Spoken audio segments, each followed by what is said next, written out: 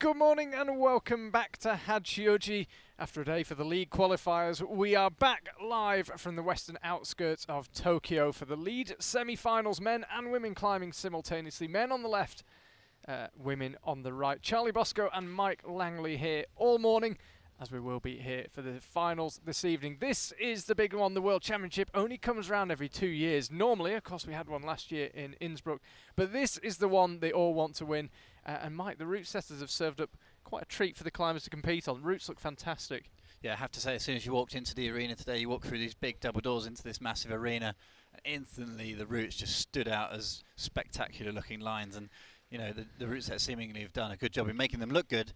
Let's hope they climb well. 44 moves in the men's competition, 42 in the women's on the right hand side. Full mix of styles all the way up the route. And these are the climbers that will be competing. We have had a minor change to the women's starting list. Miho Nanaka, you can see 5th down there. She will not be climbing today, despite appearing on the start list, despite qualifying for this semi-final. The reason being she is still struggling with those long-term shoulder injuries to both shoulders, and 26 ranking points. She will obviously finish 26th if she doesn't compete in the semi-final. Is actually enough for her, she thinks, in the combined rankings, so she will settle for 26 and take an extra rest day. So no Miho Nanaka, but it is a very strong women's semi-final. We didn't have too many big surprises. I think Ashima Shirashi being perhaps the biggest casualty over on the women's side. We also narrowly missed out on seeing Christine Schranz. Petra Klingler would have liked to be there. Ditto Fanny Gibert and Katarina Posch, but generally we got most of our really leading competitors through, and this is how the mid-10 look. Big shout out there to Brooke Rabatou, good result for her already, and Molly Thompson-Smith continuing her excellent form this season as well. And you can see there, climbing 19th will be Jessie Piltz, reigning lead world champion from Innsbruck in the last World Championship.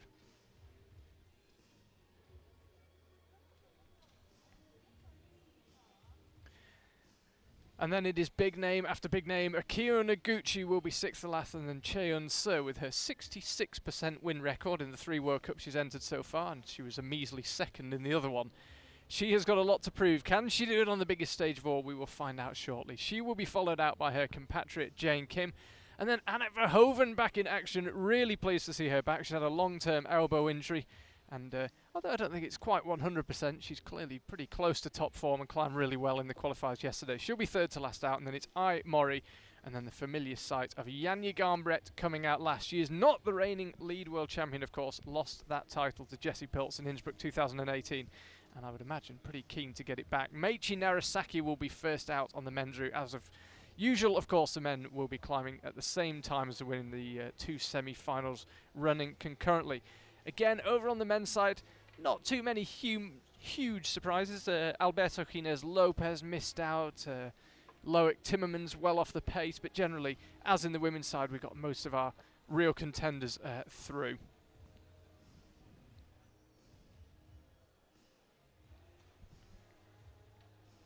And again, the middle 10, Sean Bailey, Domin Skofic, Martin Stranick, real strong 3 right in the middle there. And then Jakub Konechny, keep an eye on him. Adam Ondra didn't go quite as well as he might have hoped in the qualifiers, but did more than enough, comfortably qualified in the top half. Roman de Grange, Stefano Ghisolfi, the big names really start coming in the men's semi.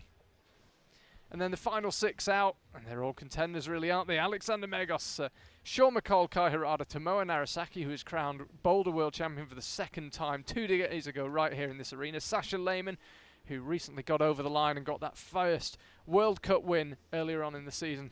And then Jakob Schubert needs minimal introduction. The reigning lead world champion, 2-time lead world champion, and joint most World Cup wins of any climber in IFSC history.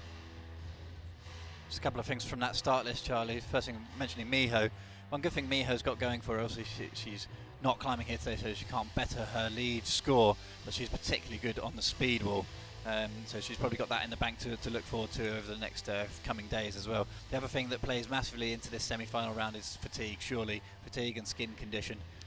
People who have been through the bouldering, especially if those who got to the bouldering final are also here in the lead semi, they're climbing back-to-back days. It's how anybody can climb that much in a row is impressive, but to climb Boulder World Cup standards and then lead qualifying standards and then get through to a lead semi-final, you're really starting to see the difference between the athletes here. Those who have got the ability to recover, those who've got the best skin, and those who've got the best tactics. Yeah, absolutely. And one thing I think we tend to see, if we can spot a pattern in this, is that the climbers who've been at it a while, they know how to manage their energy better. Sometimes the slightly younger, less experienced climbers can drop off as the days pile up, but the old hands just keep on coming. I think we saw that with Jakob Schubert, qualified first, looked immense in the qualifiers. Interestingly enough, we watched observation, although we weren't live for it. Mike and I were sitting here watching observation. Jakob stormed onto the stage, a man on a mission. He wants to retain that title. So we're underway. Men will be climbing on the left, as I said, on the red and blue volumes. Women are over on the right on the black, yellow and white. And it's Meichi Narasaki who gets us underway on the men's route. And Eva Vejmolova on the right on the women's route. So this wall here is actually slightly shorter than you would normally expect in a World Cup standard. So it's 12 vertical metres high rather than usual 15 or so metres. But the route setters haven't just gone straight up the wall. They've really made a journey here. Lots of sort of the classic S's down the wall, moving one way, traversing back the other. So yeah, 44 moves in the men, 42 in the women. And that's not bad for a World Cup standards. We've seen similar amounts this year already in the lead World Cup season, those 3 World Cups that we've already had. Yeah, the route setters have done a good job actually, because they're constricted by the height of the ceiling beams here in the arena, so the wall could only be 12 metres. Done a really good job, as you say, Mike, of squeezing in quite a lot of moves into what is a relatively meagre wall. Yeah, and those thinking, well, how on earth do you fit a 50-metre speed wall in there? They've managed to go between the beams for the speed wall. You'll see that later on in the week. Yeah, the speed wall is actually poking up into the beams, so we don't have a direct line of sight on it from side on. But if you're looking at it head on, you can see the whole thing. It is a good point, yeah. So we're first getting to look at this men's route at the moment. This first big sort of dynamic move over. That's hold 21 for Meichi at the moment. 44, like I said, so he's roughly halfway up the route at the moment and seemingly having no worries. But Meichi Narasaki is no stranger to hard moves. He's looking pretty solid here already. By the way, if you are following the scores online, they will be updating live. So you will see that Meichi has already got a score. Ditto Eva. So they will be updating as the climbers climb. So that is not a confirmed score, it's always provisional until the judges have confirmed it, generally a minute or so after the climber comes back down. But Meichi absolutely flying up this men's route as we watch him on the second of the traverses outright. And just to let you know, we just lost Eva on the around mid-height. Mike, you've got the topo, she's around hold, yeah, hold 15 actually. 15, yeah. But Meichi absolutely smashing up this route so far, as we always wonder when someone comes out early and has a really strong performance. The route says he's getting a little bit nervous. Yeah, just started to fade there, hold 29. Something like that, 28, 29. We'll wait for the score to update. So we do have live scores, but we've got to flick between the different screens to get them. Yeah, good, perfect start really. 28 showing up right now. Yeah, good start to the women's competition. Yeah, Eva just through all of that giant, really good-looking egg section on the wall. It's a quick draw, then you do a bit of a spin section on these pockets, and she's just sort of got herself in a bit of a tangle. Ended up going feet first, and just couldn't quite find the method before crossing through with her hand. So it'd be interesting to see how the women's route really starts to develop around that hold 14, 15. That's where the kind of the real meat of the route starts. This wall, like we said, is particularly low, so the route setters have offered a good couple of holds to start, so we're not got any climbers finding themselves back on the stage. If they fall off, yeah.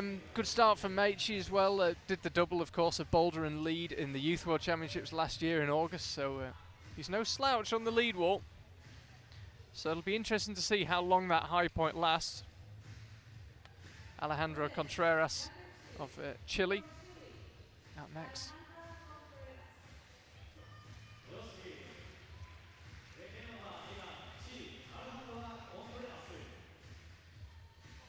She's actually the sole South American representative in the semi-final. Valentina Aguado of Argentina didn't have her best day yesterday, didn't make it through. I'd say when we first walked into the arena here, not only were we sort of pretty impressed with the style of the routes, but it was actually a little bit hard to tell which route was the men's and which one was the women. from standing from afar how brutally difficult this women's route looks, and these sort of really interesting egg features at the bottom are particularly good looking set of holds. They've actually got quite good ribs at the back of them. You can see just the way that she's leaning off of that with the left hand. There's actually some pretty decent bit of hold at the back. From far and from front on, it just looks like a giant sloper, but it's actually half decent.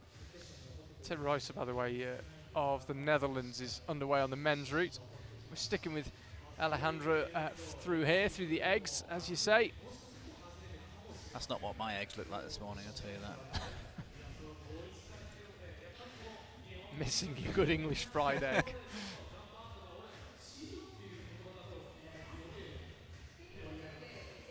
So they're both pretty burly routes, as you would expect. We've already mentioned about the relatively low height of the wall. Route says they've got to make sure that both routes pack quite a punch in relatively few moves, certainly a relatively small space. We're looking at the wall side on. We're up just over to the right of it. I've got a good look at Alejandra, and grimacing, already got a real fight on her hands. Yeah, that's where we lost Eva on the previous climber. She's got through there really nicely. There was a potential for a bit of a 360 spin there, but she's actually managed to get through that pretty easily. Yeah, I think the route setter might be a bit annoyed about that. Actually, they set it, as you say, Mike, as a 360 turn, but been completely ignored and didn't look. Yeah, you can too almost bad. Sort of just put your wrist in a really funny angle and almost get around that move without actually using the sequence. Both climbers visible now there. Tim over on the left on the traverse back. Still a couple of moves short of where we lost Meichi. Meichi was actually pulling onto the head wall when he fell. Just see here on the women's route, Alejandra and Tim Rouser on the small screen actually going left to right now, big traverse section.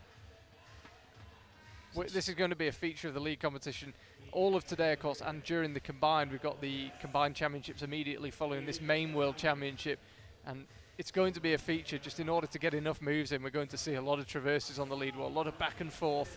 Yeah, Tim just off the same move as Meichi there. There's obviously a first sort of initial crux where we're going to start to lose some of the early semi-finalists. Alejandra really milking a decent rest here. There's sort of this big box volume with good feet. It's not often, particularly a wall of this design, that you get such a big rest on the route, which makes you think the route setters are putting a real kind of stern challenge on this traverse to kind of really suck the power out after potentially getting some back there. Yeah, this traverse looks pretty spicy actually. That next hold that she's got both hands on now, it's blocked by a dual texture hold above, so you've got to be very precise with it. If you slap for it, it'd be pretty hard to imagine staying there. Yeah, and we lose Alejandra just a metre or so below the head wall. Yeah, just fired into that big black volume. Hold number 24 as a shoulder rather than crossing through. Let's see what sequence starts to develop there. That was Tim, where we lost Tim, same place as we said as Meichi. You can see the clock there just as he came down, 3 minutes 34 on the left, nearly halfway up the route. So you'll be surprised if time was a factor here. 6 minutes being obviously the maximum amount of time, but lots of moves, but relatively short wall. So I imagine it'd be pretty punchy and pretty quick. Martin Bergen now of Slovenia, the first of only 2 Slovenians through actually. Domen Skofic will be out later on. 2 in the men's side. Needless to say, they've got a couple in the women as well. But Martin, the first of the Slovenian men out. Jene Kruder wasn't too far off. Not quite. Shauna Coxey now makes her way onto the stage, fresh from winning Britain's first female World Championship boulder medal, which I think would have been a somewhat unexpected and very pleasant surprise for Shauna. Let's stick with Martin for now, get a good look at this lower section of the route. Again, not especially complex, this lower section of the route, but just takes a lot of energy, a lot of compression, quite a lot of moves. Got to swing the feet around a bit. Just takes a bit of energy out. It's really what it was designed to do. Just tire the climbers out a bit before the challenges above. I love this challenge that the route setters have of optimizing the art of the route whilst making sure that the moves are spectacular, and more importantly, they do the job of separating the climbers and giving them a really hard challenge. There's so many factors that go into that, and these guys here actually spent 2 days just sifting through the holds to really kind of get something spectacular planned. Colour coordinated routes here, you know, the red and the blue, the white and the yellow and the black on the right hand side, it really does look a good set of routes from a visuals perspective, and that's what these days the modern route setters are really tasked with, is making sure the art of the route is really on point. Yeah, and we saw photos of the final routes as well, and they are continuing their theme of making aesthetic routes, I can assure you. So Shauna making her way up now through the fried eggs. It feels like there should be a more dignified way of describing those holes, but they do just look like fried eggs, so I'm sticking with it. Yeah, went well in the bouldering. I spoke to her on the day of the bouldering, and you could tell she had a heavy cold. She did not sound well at all, and did exceptionally well to climb as well as she did. Yeah, I think forgetting the fact she had a heavy cold, but really you could hear she wasn't well. Yeah, Shauna, one of those athletes. Just before I go into that, let's just have a look at this sequence here with the potential 360. Yeah, she undercuts it with the right hand as well. So they were suggesting you can kind of get that as a Gaston rather than an undercut, and just pivot all the way around before ending up back in the position that she's in now, but she just managed to skip that move. Martin Bergen, by the way, 26 provisional score. Yeah, with Shauna, she's so laser focused on the Olympics that this week here really for her is about getting that combined spot, I think. Later on in the week, top 7 can qualify provisionally for the Olympics, and that's the biggest prize in climbing right now. Shauna, interesting sequence here. She's gone straight to the box rather than the little jib on the top of the volume, hold 19. She's actually skipped a move there and gone straight into this rest position. It's interesting, actually. That was the way I initially read it when I was observing the route myself, because you actually have to go higher up and right to the hold that she's now got a left hand on first. But it's kind of weird. It's kind of high, and then you have to go back down to get to this rest, but she's just managed to press it out and go straight to the box. She's got a pretty good rest here as well, Sean. It's just the nature of the hole means it's, I'd imagine, slightly more comfortable to get the right hand free. You can see when she's hanging on her right hand, it's kind of having to work a little bit harder than when she's resting on the left. Yeah, I mean, obviously it's a pretty steep position to be in there, but it's not that bad. And more importantly, she's got both hands on and both feet. But not taking too much of a rest. It's kind of pretty normal for a climber like Shauna, predominantly a boulderer, who, you don't see them milking the rests too much.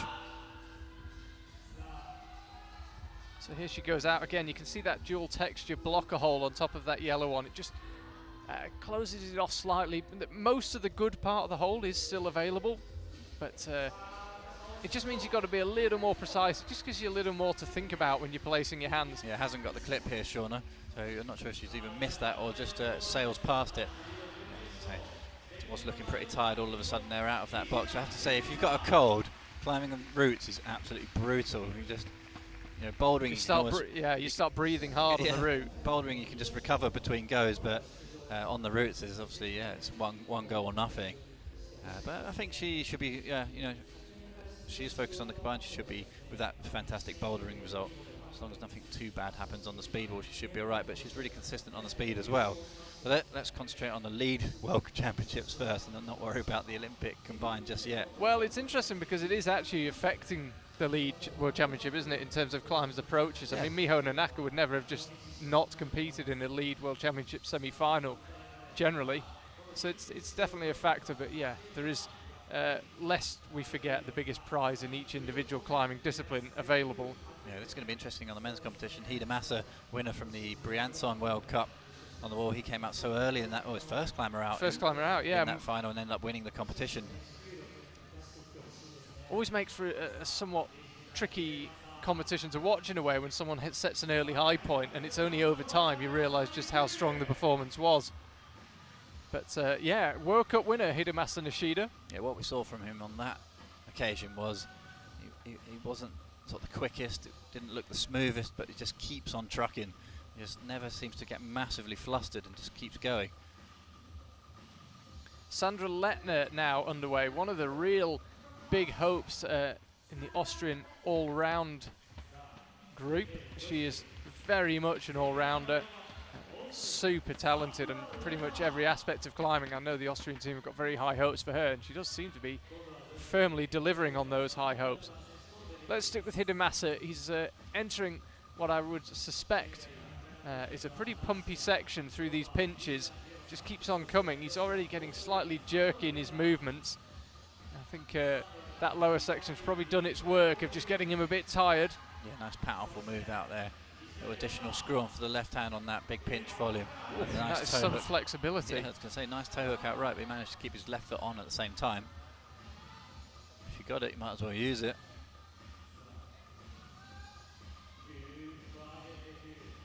Yeah, again, it doesn't let up much, this section. You got those pinches. I would imagine be relieved to see something other than a pinch as he heads up left.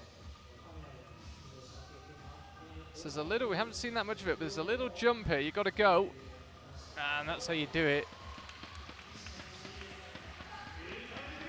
One of those moves, it's pretty obvious where you're going. There's not too much point thinking about it. Yeah, hasn't got his left foot across here at the moment though, so he's got to do a massive move up left or move his feet. Does take the big swing, now he moves his feet around. All of a sudden he was just looking up to see where the next hole was, and he was a mile away. Sandra Letno actually, can't see her on the bottom screen, but she has done that spin sequence. The route setters will be pleased at least someone spotted it. And Hidemasa, I thought looked like he was getting a bit tired through the pinches, but he's now nearing Meiichi Narasaki and Tim Reuter's high point. Look at that interesting rest position he's managed to get himself in there. With a high foot, he actually managed to press the right hand that he's on and just sort of squeeze himself into a groove there, and he just... Well, we're side onto the wall, so we can see what angle his body's at. It didn't look particularly restful, but yeah, he seems to have got something out of it. Yeah, one man's rest, another man's crux there. Just had a look down at the clock. He's got just under 2 minutes remaining. Yeah, this is his style though, very slow and methodical like we said. Elbows beginning to come out now though. You can see the fatigue. He's done well to try and get some rest. But now he's having to fight. He's got to... Yeah. To say, Charlie's looking so pumped in the right arm. I think it was that lower section through the pinches when he did that jump over move with the right hand, forgot to move his feet across straight away and all of a sudden started to fade out. I think considering he's a World Cup winner from this season already, that's going to be a pretty disappointing result. Yeah, he would have had high hopes coming into that. That currently puts him 4th out of the 4 climbers according to the provisional results.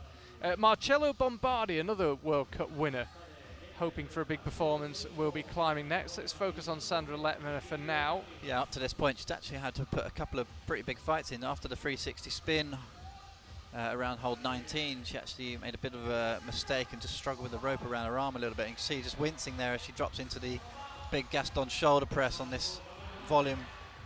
It's close to where we lost Shauna as well. Yeah, that is clearly one of the crux areas. That big black sloping volume that she's going for is hold 24 and 24 plus as it stands is the high point, and Sandra as it stands has got 24. That hold 24 is actually a pretty decent hold by all means, but the feet there are way over to the left, so that section it's got some good holds, but the foot holds in particular are not where you need them. There's no additional footholds in the wall there at all. It gets really physical all of a sudden and starts to kind of really pump out the whole body rather than just the forearms. So it would have been Miho Nanaka climbing next, but as I mentioned, she is not competing in this lead semi-final to give her shoulders an extra day of rest before the speed and then the combined afterwards. So instead of Miho Nanaka, we'll have Tina Jonsson Hafsas. And I assume she is on her way in just a second. So Marchello Bombardier finds himself alone on the stage. Took every second of his 40 seconds individual observation time. The climbers have had mass observation, by the way. They came out earlier before we were live, 6 minutes to observe the routes en masse.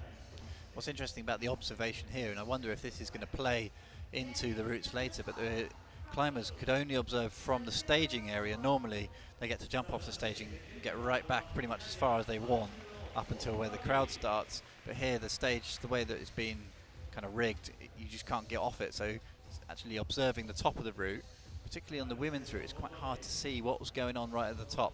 For us, we managed to ask the route setters, but obviously the climbers don't have that privilege, so it'd be interesting to see if the climbers struggle at all on the sequencing of the top. Marchello, he's one of those climbers where it just looks like he's battling for move 1, but he just generally keeps on trucking, but he doesn't look very comfortable here. Yeah, I think he's going to look for that right heel now, but it looks like he's going to try and jump into it. He doesn't look a happy man at all here. Fired into a sort of a really positive but flat crimp there. Now puts his right foot down.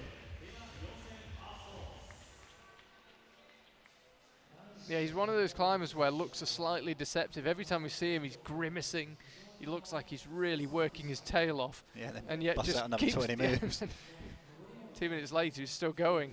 So often a bit hard to read, just because he always looks like he's giving it everything he's got.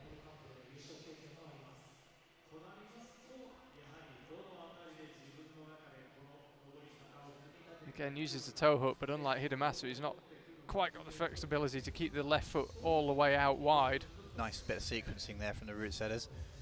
It's good to see climbs going really horizontal. Not particularly steep, this wall.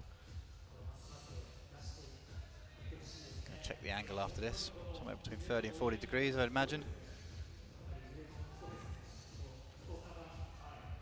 And again, little jump here for Marchello. Actually went slightly beyond the crimp, managed to drop back down onto it. Just see the way his toes just dropped into that bicycle that he's got there, the big clamp between his right foot around the toe hook and his left foot on top. Tina Jonsson-Hafsas, by the way, is climbing, and she's done the 360 method of the move, so again, the root setters will be happy with that. Marchello levers himself up. Just pulled into the most deep lock off there. Interesting the way that he didn't choose to kind of flow through from low. He ended up crossing really high. Like I said, Charlie, it's so difficult to read Marcello's body language because it does look like he's basically giving it 100% on every single hold. I think he's trying to rest here, but they're not particularly good holds, and that's being kind to them. The move where the high point currently sits is going off there's next two big red volumes. It's going up to that big blue dish at the top of your screen. So that's where he needs to get if he wants to set a new high point. Looking really tired now. And again, we lose him short of the high point. Yeah, the way that the climbers are falling off here, it really looks like fade out from power endurance rather than endurance.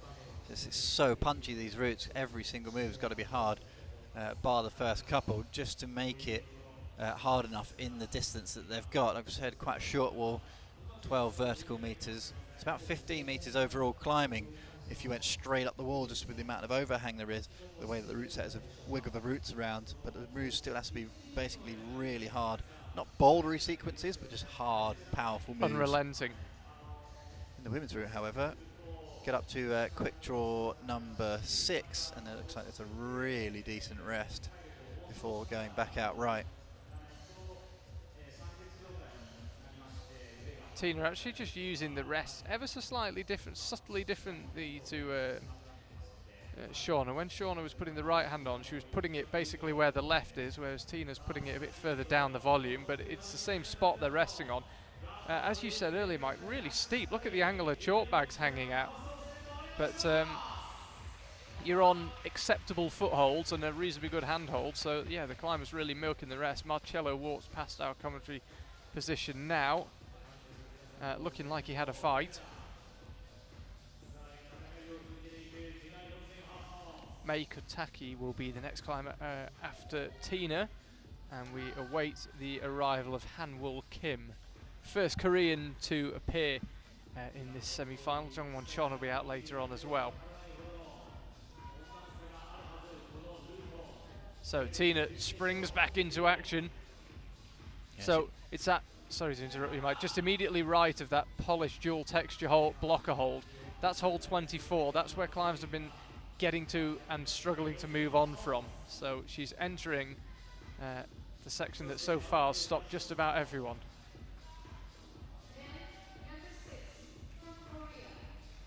Tina, much more of a lead climber than a boulderer. She's a struggle to call anyone a specialist these days in the days of combined, but she's pretty close to a lead specialist. Yeah, climb that sequence much better. Cross through to the one that she's got her left hand on now rather than going into it as a Gaston. Crowd really responded to that as well. Yeah, new high point. You can see scores updating live. Tina already 4 moves clear of anyone else.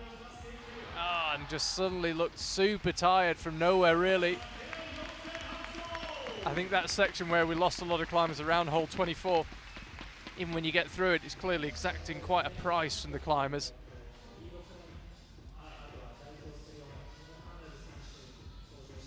Hanwoo Kim, the latest to try his luck on the men's route, and as I mentioned, Mei Kotaki will be out next, climbing in front of her home crowd. Will be the first Japanese woman to climb, would have been Miho, but it is Mei.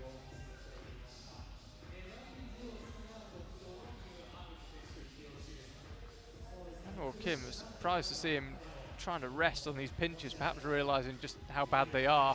So before he launches into the really bad ones, he gets a little rest.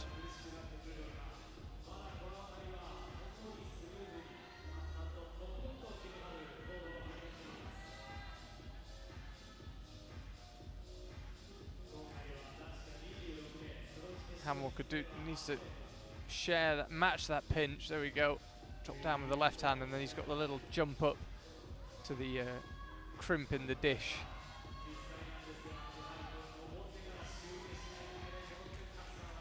Oh, and the feet cut loose. We haven't seen anyone actually really struggle with the jump, but it's just one of those ever so slightly risky moves that just makes you feel a bit edgy, I'd imagine, when you get there. Yeah, he managed to jump to the left, and just as we were saying from Hidemasa Nishida was looking at that jump and decided not to, and actually burnt a lot of energy trying to bring his feet across.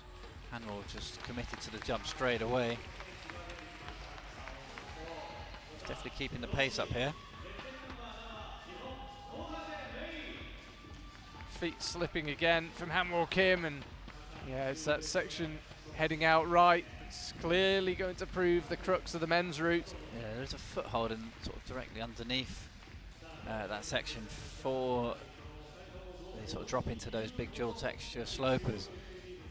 It's a particularly bad one though. But Hanwoo just using the toe hooks up and left before eventually not actually using that foothold before falling off.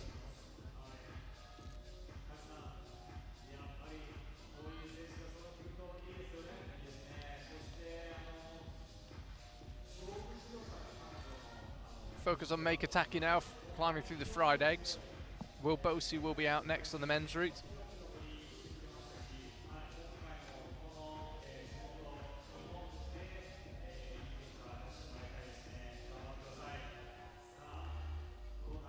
It's good to have another look at this next sequence. This is the kind of cryptic sequence. So underneath that black hole that's further up, there's a giant sort of jug. And, some people managing to cross under to it, and others are going around to it like that. That's the 360 method. Very efficiently done there by Mei.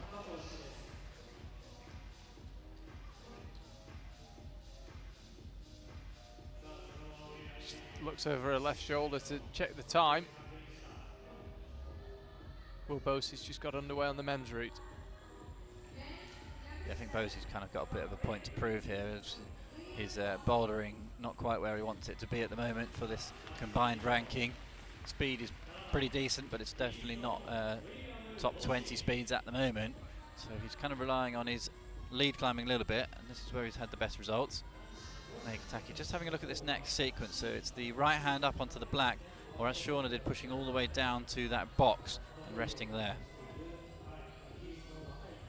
Questioning the method a little bit here. She's got a fair way to go if she wants to go that way. Quite a risk to kind of bump the right hand out there. I think she might try and do something with the feet before she does so. Yeah, now goes up to the top, but had to work really hard. Deep lock off on the left arm to keep shuffling that right hand up. I'm sure she'll take a decent rest here.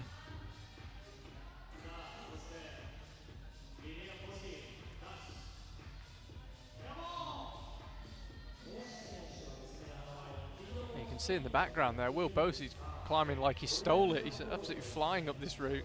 Yeah, Will got a really snappy pace. He uses a lot in the semi-finals. Mei choosing not to rest too much. You can see she's already launching out right. We've seen it in boulder finals before. She's certainly got the power, Mei Kotaki. She'll need it here though. Just now choosing to pause, so she's actually got her foot on the hold where Shauna and Tina took really long rests. Nicely done for Will there, going through that sequence. Just managed to statically go up to the left hand before swinging the feet across. So he got through there really efficiently. Which sequence he's going to use through here now. Slightly differently to the other guys. Nice shot on the left. You really get a sense of the wall here in Hachioji. We're on the western outskirts of Tokyo. Both climbers at about the same height on the wall. Will Bosi on the left, Meiko Taki on the right. Will just getting ready to launch into what's proved to be the crux, and Meiko Taki midway through it, doing well here. If she can exit, then maybe at least, perhaps not easier, but different terrain above. And Meiko Taki going really well, employing the handhold, employing the heel hook, excuse me. And Will Bosi, I think, will be disappointed with that. Let's stick with Meiko Taki, and we'll talk about Will in just a second. May got a big move out left to that dual texture hold. The crowd really beginning to react now. This is great stuff from Meiko Taki, and ended up with a 29 on the provisional scores, same as Tina Jonsson Hafsas, and moves ahead of Tina on count back to the previous round, and that is a joint new high point. That was really good, considering how hard she had to work between hold 18 and 19. To go up to the high point from there was pretty impressive, actually. It shows that there is a bit of a rest available on this route after that crux section. Will Bosi looking pretty hacked off as he walks away. Yeah, Will Bosi's just walked past us. Doesn't look especially tired, but he doesn't look particularly happy. So I suspect he had a little more to give on that route. And you can see that Meiko Taki now 30 is our scores update. So no count back. She is clean in the lead as it stands. And in stark contrast to Will, has a big smile on her face and looks pretty happy with that result. Yeah, she looks particularly pumped as well. Yeah, she does. Stand there shaking her arms off. She's actually a couple of meters away from us, discussing with a couple of the Japanese route setters, talking through a couple of the moves, and looks absolutely delighted with that result. So time will tell. Always tricky in a lead semi-final. You just have to sit and watch what everyone else can do. Elnaz Rakabi of Iran now, next climber on the women's route.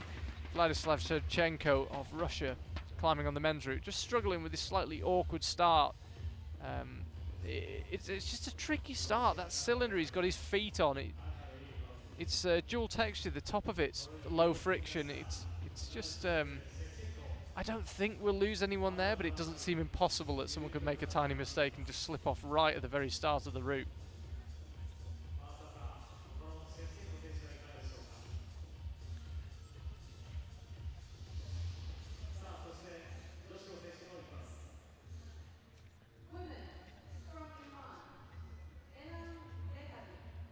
Interesting sequence there from Vladislav. Uses that left heel and crosses all the way through to this deep edge in the middle of the wall.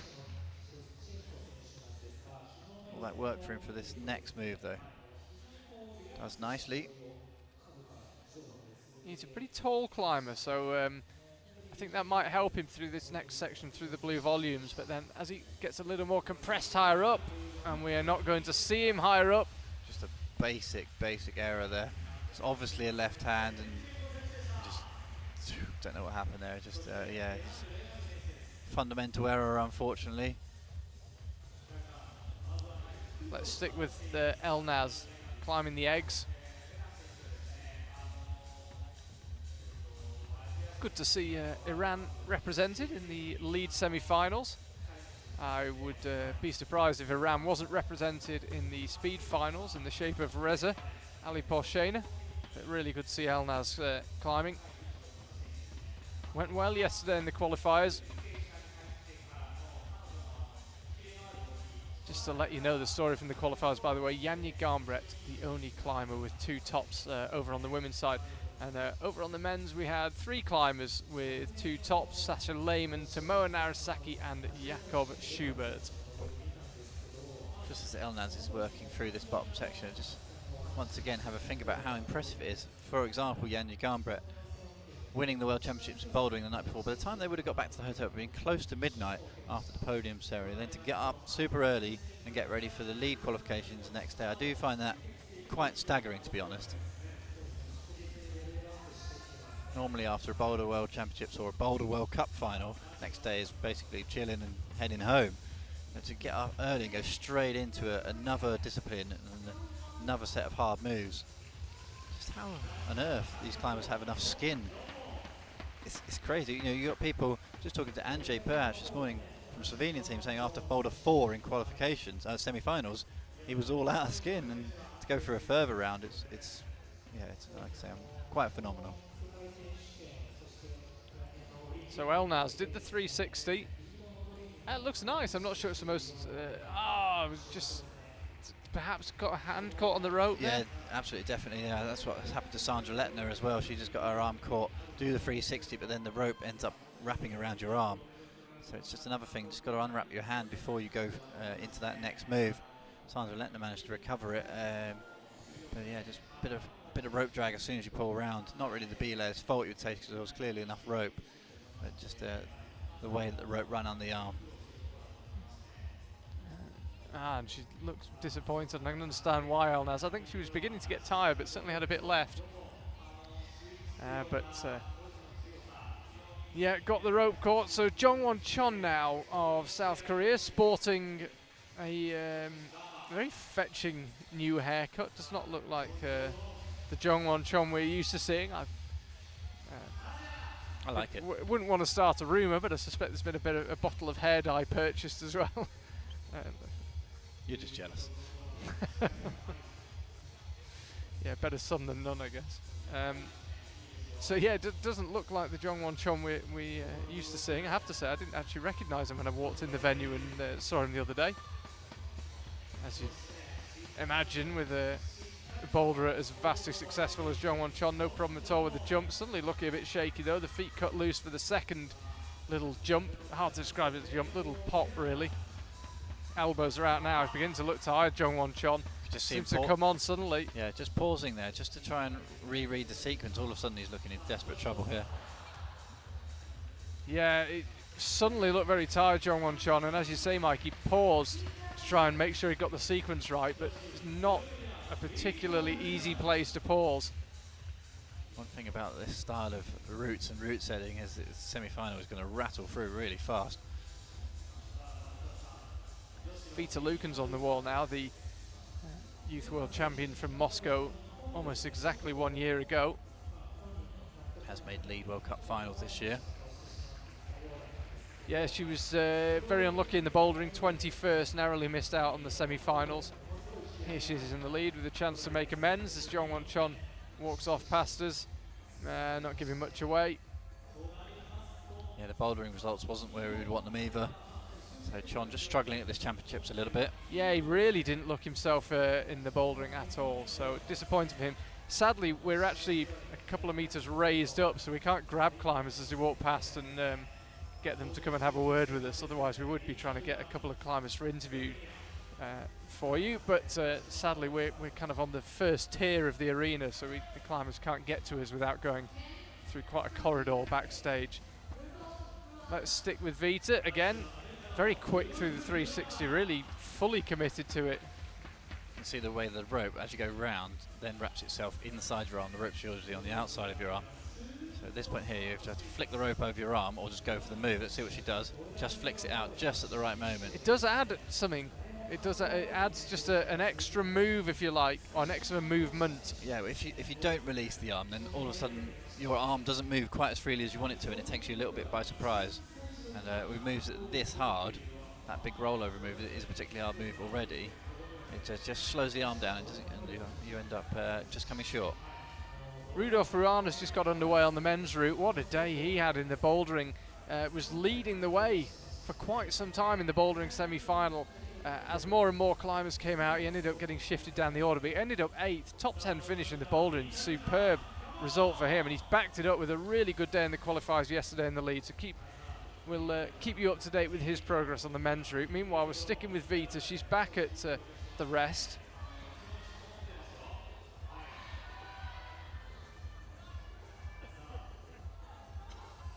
Taking a pretty long pause here, Vita. Mike, we seem to say this a lot, but on the, you would thought, reasonably safe assumption that Janja Garnbret will be one of the two Slovenians who goes to the Olympics. Who will be the other one? Vita Lukan absolutely in that conversation. Yeah, it'd be interesting to tilt to that Slovenian team setup and see what their selection process is actually going to be. do they just base it on the results here? If they get the first 2 through in the top 7 later on in the week, is that it? Or do they just play it out? And obviously, if someone does get through, there's no telling what's going to happen over the next year as well. Injuries are, very likely in climbing. So, yeah. Vita just getting a little bit again tied up in the rope. Wanted to put her foot where it was, the left heel hook, but the quick draw just got in the way. And she just had to again do a little bit more work, but she's suddenly going really well here, and you can see her live score ticking up. 27. Now 28 as she matches that big volume, and I think we could be about to see a new high point, provided she can get the foot engaged. Again, that quick draw just causing her a tiny bit of trouble. Rudolf Ruana fallen, by the way. We'll check his score in just a second, but let's stick with Vita as she pushes, we hope, onto the head wall, and we can have a look at this upper section of the women's route. She's definitely getting pumped now, but if she can get a tiny bit of energy back and read this sequence well, who knows how far it'll take her. She's already set a high point, could do with getting the feet up. She's very stretched out right now, but it's just move after move, pushing that high point further and further. This is a really strong performance from Vita Luke, and as Mike said, she's already been in World Cup finals this year. She's absolutely of a caliber of climber to make the finals here as well. And that is the last clip before the top. So she really is getting close now. Got a hard traverse out left, and it's just move after move. I'm looking at our route topo here. Vita is on hole 35, and there's still 7 more moves to go, and I think just got a little tired, and it gets quite complex there. You've got to somehow stop and read the moves. Didn't quite have the energy, but that's a really strong performance from Vita. Yeah, she's one of those climbers who really battles down every single move. She just keeps fighting. It was the right foot that slipped. Her arms were particularly gone by that point, I think. But yeah, super inspiring from a route climber's perspective, because she just keeps battling on every single move. With 5 moves before, she could have easily fallen off, but she really dug in. Sean Bailey now, the USA finalist as well in Briançon. You might remember came top of the qualifying round there in the south of France. Now finds himself in Tokyo. Hachioji, to be specific, we're out on the western edge of Tokyo. Tokyo is so vast that we, Mike and I met in Narita Airport, which is over on the east of Tokyo. Hachioji is on the west of Tokyo, and basically in between is all city, and it took, what, 2.5 hours? Yeah. Yeah. The next time someone tells you London's a big city, you'll be able to laugh. Tokyo is absolutely enormous. Until you come here, you don't quite realise the scale of it. And as I say, Hachioji is right over on the west. Right next to our venue is where the forests and mountains begin. Laura Agora's just got underway on the women's route, just pulling onto the wall right now. Sean in these section of pinches. No, he's got the horsepower, Sean. Hasn't quite ever translated it into that really big lead result. Picked up a podium in Vale a couple of years ago in the bouldering. He is a good all-rounder. Yeah, gone for the double toe hooks here. I wonder if he'll be releasing one of those to get this next cross through to the pocket or not. Opting for a rest just off the double toes. Must have some pretty decent rubber on the front of those, but amazing friction. Yeah, I don't know what the muscle down the front of your shin's called, but whatever it is, Sean Bailey's got strong ones, because that's not a very comfortable position to hold. Yeah, now drops the toe into the nearer toe hook rather than the far one before that crossover.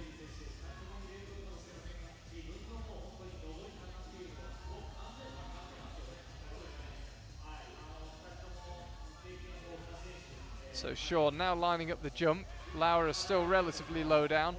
Kind of bursts onto the scene, Laura Agora, with World Cup finals in her first few World Cups, and then I wouldn't quite say faded away, but hasn't quite maintained that momentum. Could do with a big result here. Yeah, she's one of those climbers. The routes sometimes have to really suit her style, that kind of really so light, crimpy endurance route. It's be really interesting to see how she gets on such a power endurance fest. Sean Bailey just wiggling around on the different options here. It's a slightly strange sequence. Not one method either, multiple methods available. It seems to be going pretty well here. Looks like he's got a bit of energy left, Sean. He won't have much left if he stays in that position. Needs to figure something out there. As soon as you kick across to the right-hand side there, it's bad feet, and you're going into sort of undercut, slopey undercuts. Laura Gore, on the other hand, has been struggling with this 360 sequence for quite some time. Yeah, she got herself tied up in knots, really. Ended up with a legs in a really awkward position. Here goes Sean Bailey. That looked a bit touch and go. I think if the right foot had cut loose, he could have been in trouble. He's in trouble now. Yeah. Shakes his head as he comes down. Not happy with that, Sean Bailey. He was going really well, I think. So many climbers stuck around that sequence, around holes 23, 24, 25. It's 26 is the first blue hold, that edge out on the next round volume. It's been matched, but it's not been bettered. Meiichi Narasaki was the first climber out. His high point of 28 plus. Yeah, 2 climbers to get into that big round volume. Yeah, no one even had a look at the head wall on the men's route yet.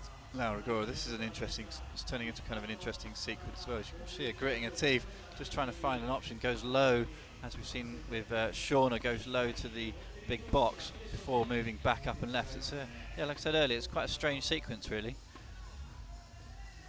depending on how you read it. So many moves to route read, 42 moves in the women, just 6 minutes observation. Like I said, the observation area wasn't amazing. Yeah,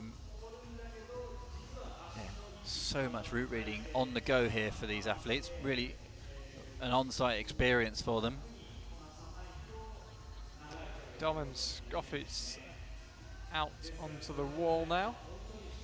Over on the men's side, we're sticking with Laura Gore. She's managed to get herself to the rest. Now she can get something back. She can get her attempt back on track.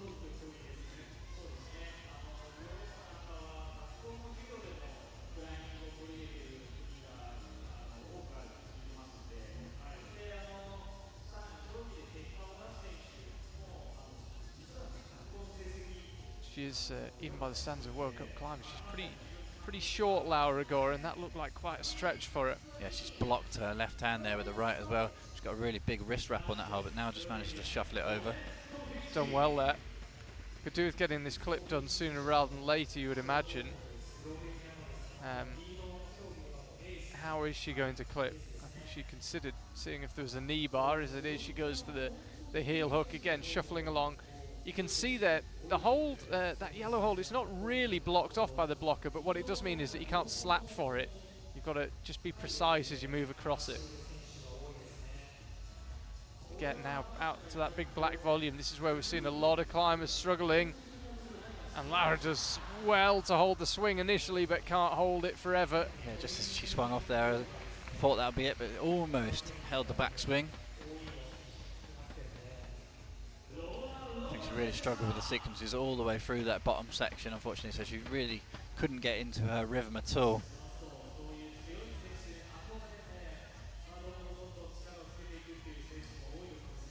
Domen, reasonably happy with his bouldering performance, didn't quite make the semi-final. Yeah, not happy with that toe hook though, just couldn't find the right spot. He is an absolute weapon on the heels though. I've seen that all the time with Domen. Always prefers the heels over the toes.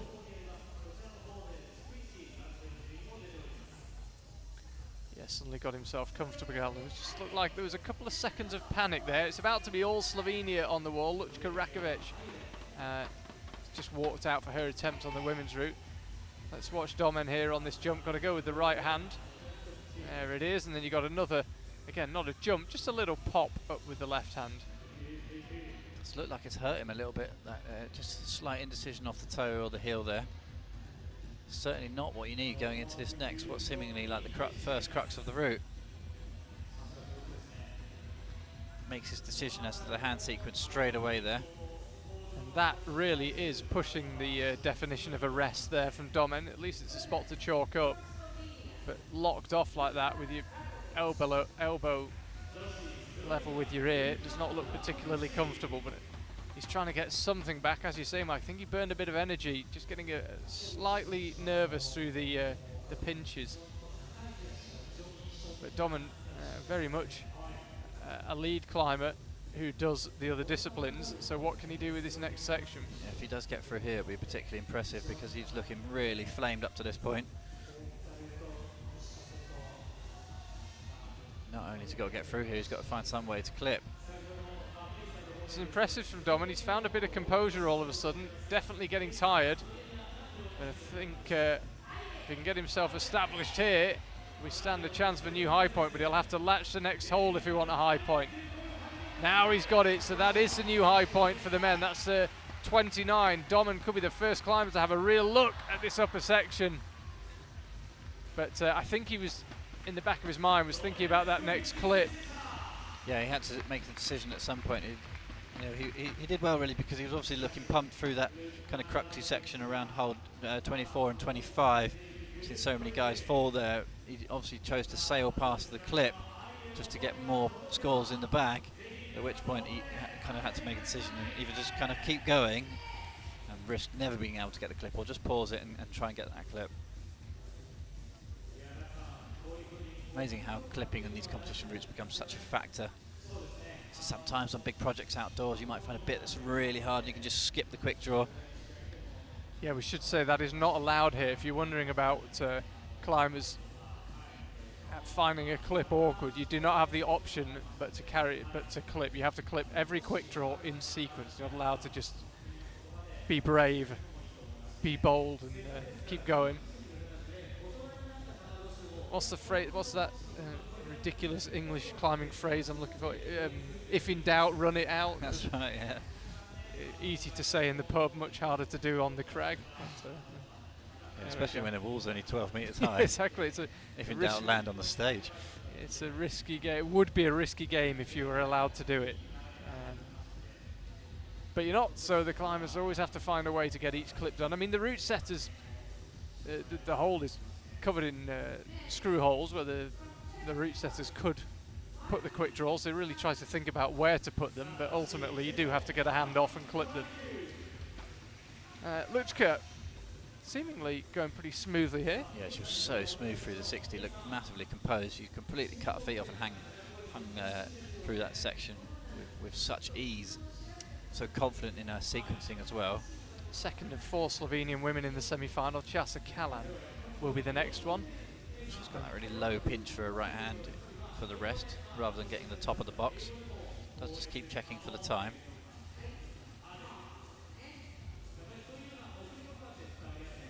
Mike, on social media apparently there's a little bit of confusion about this combined. Basically what, starting on Sunday, immediately following the conclusion of the, can we call them the normal World Championships, we've got the combined World Championships, and the top 20 climbers per gender from the normal World Championships will qualify for the combined World Championships, and that combined World Championships will be 4 days long, starting on Sunday, and it runs through to Wednesday. Yeah, when you say top 20, it's the people who have entered into all 3 disciplines.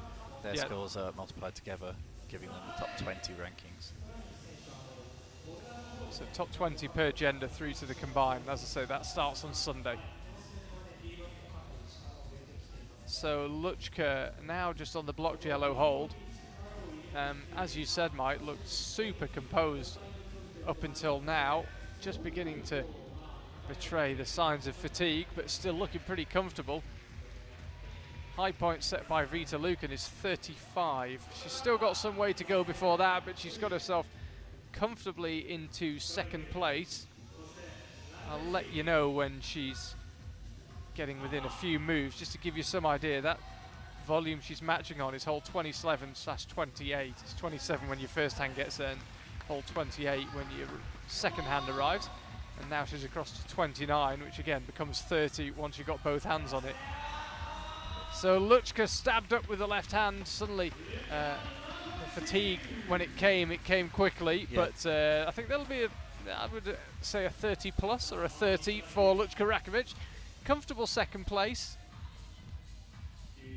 Martin Stranic, by the way, is climbing on the men's route. Haven't seen much of him. Setting a pretty good pace, got more than half his time remaining as he heads out right. Certainly not short on power, Martin Stranic, but power endurance just lacking. Yeah, just tried to do that off of a toe hook there. We saw Domin Skofic successfully crossing into that left hand off of a heel.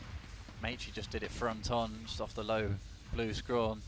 So somehow time has flown by and we are midway through the men's semi-final. Over on the women's side, much slower cadence to the climbing. one less climber, and yet we're only on the climb at number 11. Here she is. Brooke Rabbitou makes her way out onto the stage. That's how it stands right now in the men's semi-final. Very early to tell whether any of those climbers will make it through to the final, but with only 13 to go, Dom and Skofic might be relatively happy, albeit somewhat nervous, but could well have done enough. And over on the women's side, it's Vita Lukin and Luchka Rakovic leading the way. The only climbers so far to even have a look at the upper section on the head wall. Vita really pushed deep into it, got 7 moves from the top. Luchka a little lower down, but as I say, only the second climber we've seen kind of emerge onto the head wall. Brooke Rabbitou now gets underway, and in the background, our route setting team will get on with cleaning the route. They'll only actually have to clean about 2/3 of it because no one's yet really had a good look at the top section. So Brooke underway for Team USA.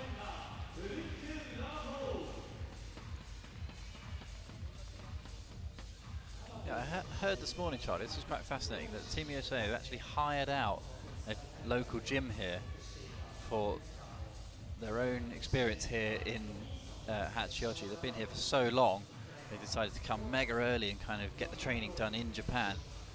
So they've been here for a few weeks already and actually hired a gym. Did a bit of route setting them, got some really good training in just before this championships, and the result seems to be coming for them, which is good. Maybe those tactics, that extra level of tactics, might be working for Team USA.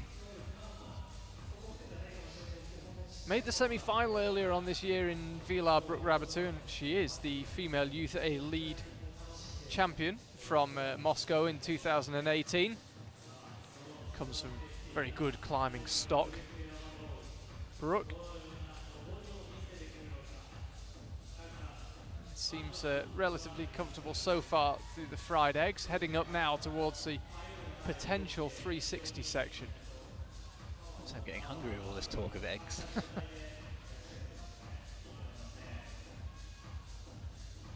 sure there'll be a good crowd watching this. A bit of a nervous excitement in Brooke's hometown, Boulder, Colorado. What method's she going for? Going feet first. Just makes it slightly awkward. Your legs kind of get in the way as you're reaching through with the left hand. Not gone for the 360.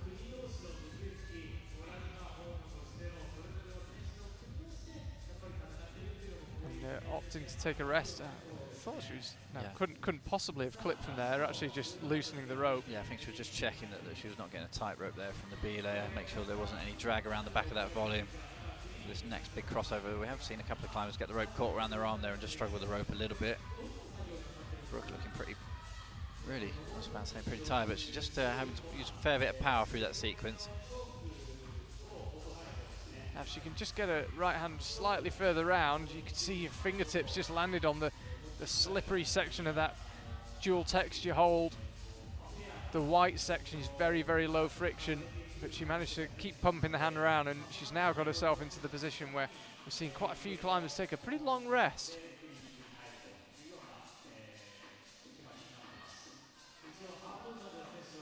How long will she rest for? Just glances over her shoulder at the clock. I don't think the clock has been a factor for really anyone on either of these routes so far. They're so punchy. I think quite sensibly is actually just choosing to take a rest.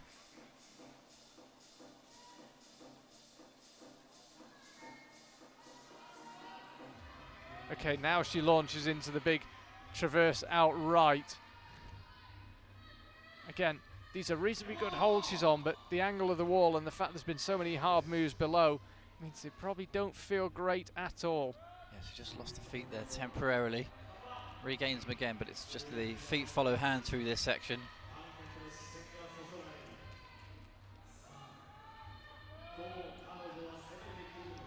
So hole 24 is that black volume she's heading out for now. We lost a lot of climbers there, lost 4 already there. And that's good work from Brooke, had to really commit to that move and did so. Can she chase down the high point? First things first, she's got to get established on the head wall. Match this volume, head out to the left. And that is where we lose her. Yeah, that volume which went up to with the left hand there, that's where Luchka Rakovic was looking really solid up to that point, and then as soon as you hit that slope, a completely different hand grip. Just gets really, really hard all of a sudden, sucks it out of the forearms as soon as you hit that type of hand position.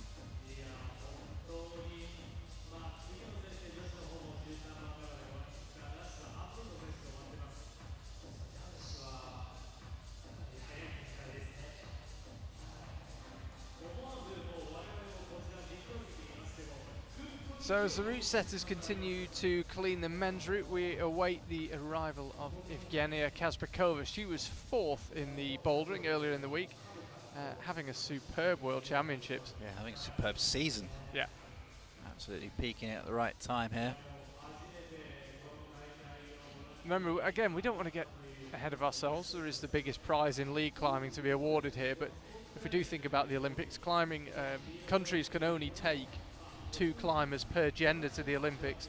Evgenia, you would imagine, pretty nailed on to be one of the Ukrainian women, and I think certainly has the caliber to qualify right here in Hachioji. Yeah, absolutely. So with such a good bouldering result, you know, she's already got that good score under her belt this week.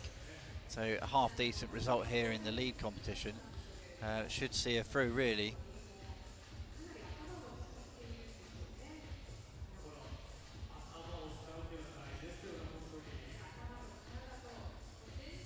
Seems to be a slight delay as we wait for Evgenia. She'll be the last climber before the cleaning break on the women's route.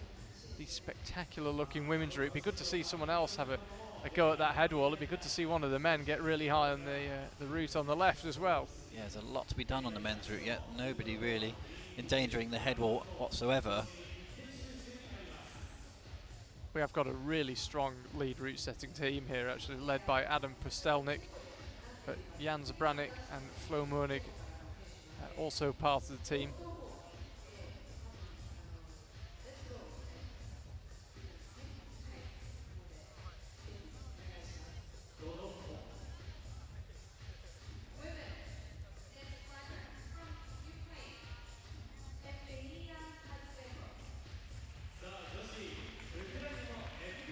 Nice bit of route setting on the bottom of the wall here in the women's route, these nice pockets.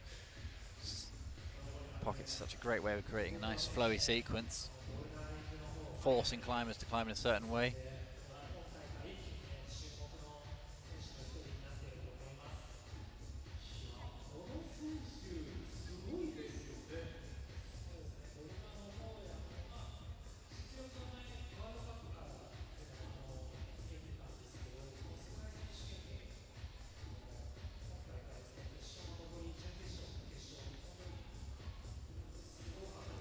Evgenia just really needs to keep it smooth through here. I think key is just not to use too much energy. A lot of it comes down to route reading and efficiency.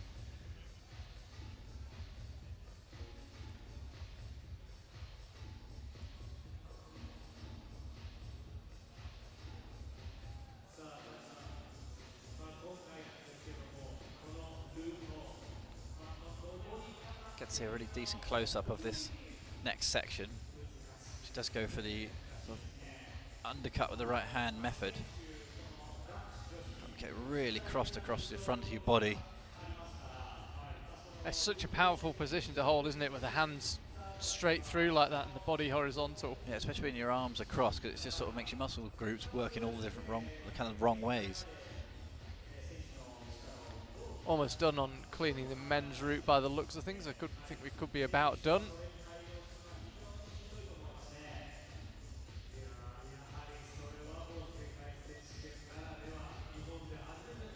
Evgenia taking a bit like we saw with Brooke, a bit of a pause here. Yeah, there's actually a really good hold under there because of the fact that the intended sequence was this 360. For that sort of move, you generally need a pretty deep hold. But she's managed to match both hands on the underside of it before pushing through this next section. There is a next rest coming up just shortly as well after this particularly hard move. So cleanly through there, so you read that perfectly from the ground. So it's good to see a climber when they do take a rest, all of a sudden they just really pick the speed up through the next couple of moves before just smashing it to the next rest. Classic route climbing technique. Climb fast between the rests.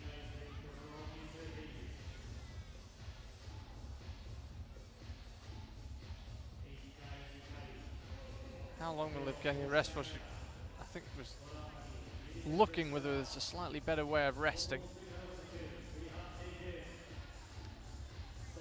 Again, has to shuffle the right hand out of the way a little bit, just make room to. It's a good rest, but instantly this really bouldery section, just to get yourself established on this yellow hold that she's got with her right hand. Difficulties don't ease up there either. Now this is quite a big committed move here, actually. It's not the most easy clip in the world. The quick draw is just swaying. Might look like a split second, but it feels like an awful long time when you're waiting for it to come back to you. Yeah, she had to use a lot to get that quick draw. She was basically clipping from an upside down position. Yeah, a lot of energy lost in that clip.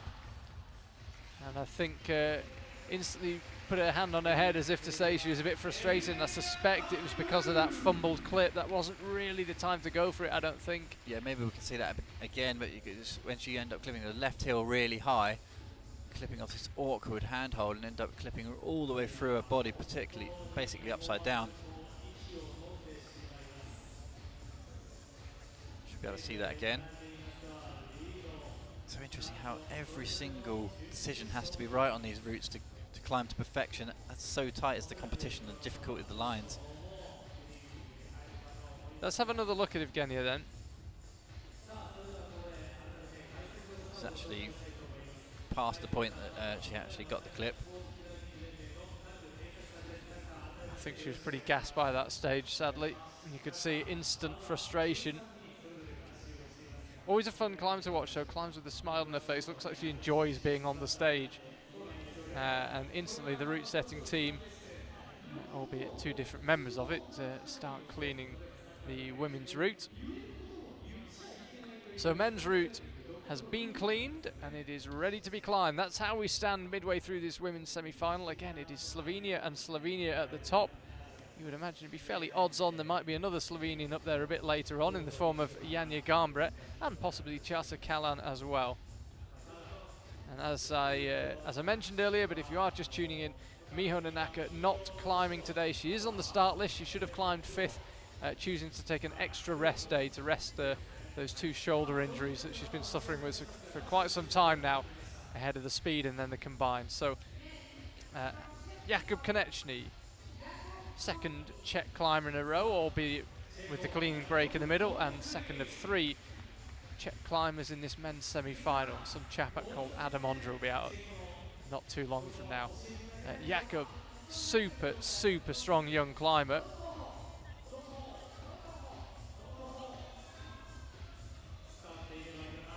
So you've got power to spare on these moves. Yeah, I know Adam Ondra talks really highly of Jakub. He does use that go again sequence. It's quite interesting there. If you can get that to work, it does get you through this next section really efficiently. If you end up with that with your right hand, you end up doing this cross under move with your left hand to where he has his right hand. So a couple of sequences developing at the bottom of the wall. He was something of a sensation in the last World Championships in Innsbruck, made the final there, ended up in 6th. But yeah, really a climber worth keeping an eye on. And he's keeping good company if he's training with Martin Stranek and Adam Ondra. I always think if people have had one really good championships in the last couple of years, it really seems to give them this extra confidence going into the next championships. Yeah, it's definitely interesting how confidence affects climbers, as you say. Once you've been in that level, you feel like you belong there, and often believing you're good enough is the biggest step to being good enough.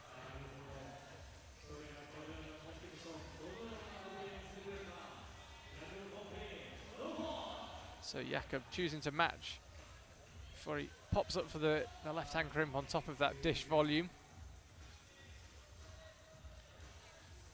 This men's route, as soon as you get into those blue pinches down low, it's so fierce every single move.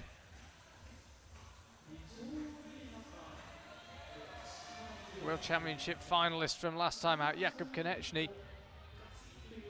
Got a big move here, had to be accurate. You have to be accurate here again as he goes out right. Such a powerful position, it's almost like the gymnastic iron cross. But he's going well here, and he's up, and we could be could be about to see a new high point. Ah, and he was close. It was around the same place we lost Domen. I think he'll get the same score as Domen. I think that'll be a 29 plus. Just keep an eye on the scores for them to come up. They're actually updating in real time, so it can often be a couple of seconds. 29 for Konechny. That's good. Good fight. Yeah, really good. I just can't imagine how much endurance someone's going to need to get up through that and past it. 29 he's awarded. I wouldn't be surprised if that ended up with a plus in front of it. The hold he was going for, that he almost latched actually, his hold 30. I think it's got to be 29 plus. Struggled to claim that he didn't go for it. So I think that'll become a 29 plus, and he'll actually move into first place on count back to the previous round. So that's how it stands right now. Hannes Puman of Sweden will be next out. And it is just big name after big name from here on out. Hannes Puman certainly got the horsepower, the raw strength. It's just, can he read the route correctly? This men's route is so punishing of mistakes. You make a couple of errors with the sequence, and suddenly the forearms just set fire, basically. Yeah, basically the holds aren't good enough to make mistakes on. You have to get the sequence just right. He's got 40 seconds, of course, when he can just look at the route himself. And now he's underway.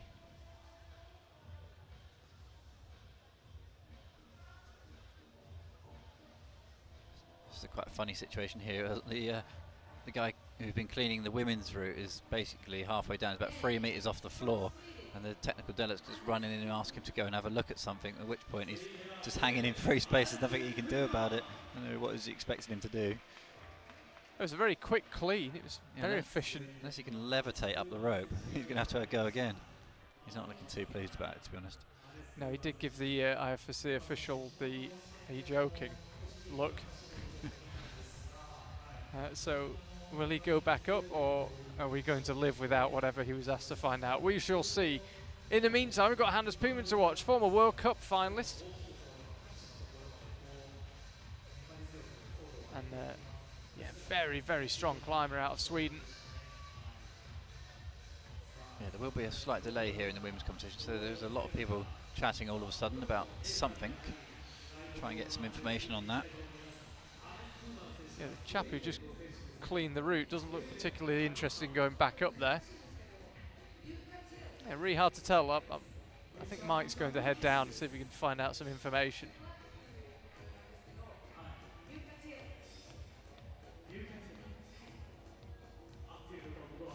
Hannes Puman now, firing out. Those two blue volumes, slightly deceptive actually. The right one's covered in chalk. But you don't need it for your hands, it's just for the feet. It's the left hand one you pinch, and he's coming back left now onto terrain that's looking increasingly familiar with that jump up to the dish. Mike? Nothing, okay. No information for you, unfortunately. Can't see from this angle. Just quickly asked Eddie from the circuit climbing, the IFSC official photographer. He's got his long lens out to try and see if there's any clear issues. Rootset's got a particularly spicy job in his hand, but let's focus on the action though. Hannes Puman in this traverse. Yeah, this has been the key really. It's conserving enough energy and reading this sequence correctly. If you don't read it correctly, you're in all sorts of trouble. Seems to have done okay, Hannes Puman. You can see the elbows beginning to come out. Definitely getting tired. Yeah, importantly, he has got that clip early, so he's in a good position if he does get through this next section of double undercuts. This is clearly a hard move now, releasing the left hand. This looks really good for Hannes Puman. Could be about to see a new high point here.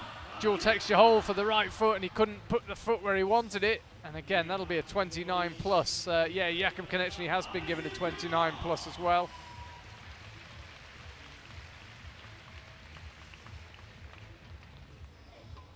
Yeah, still we await news of the women's route. But anyway, Hannes Puman, he'll move into first place with that. So, superb performance from him, but it's very clear where the crux section really of both routes is. It's the big traverse outright, just below the head wall on both the men's and the women's routes.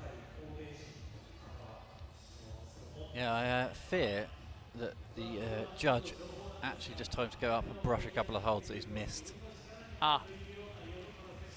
Not the most technical of problems, but No. an important one all the same. Hannes Puman walks past, shaking his forearms, and as well he might.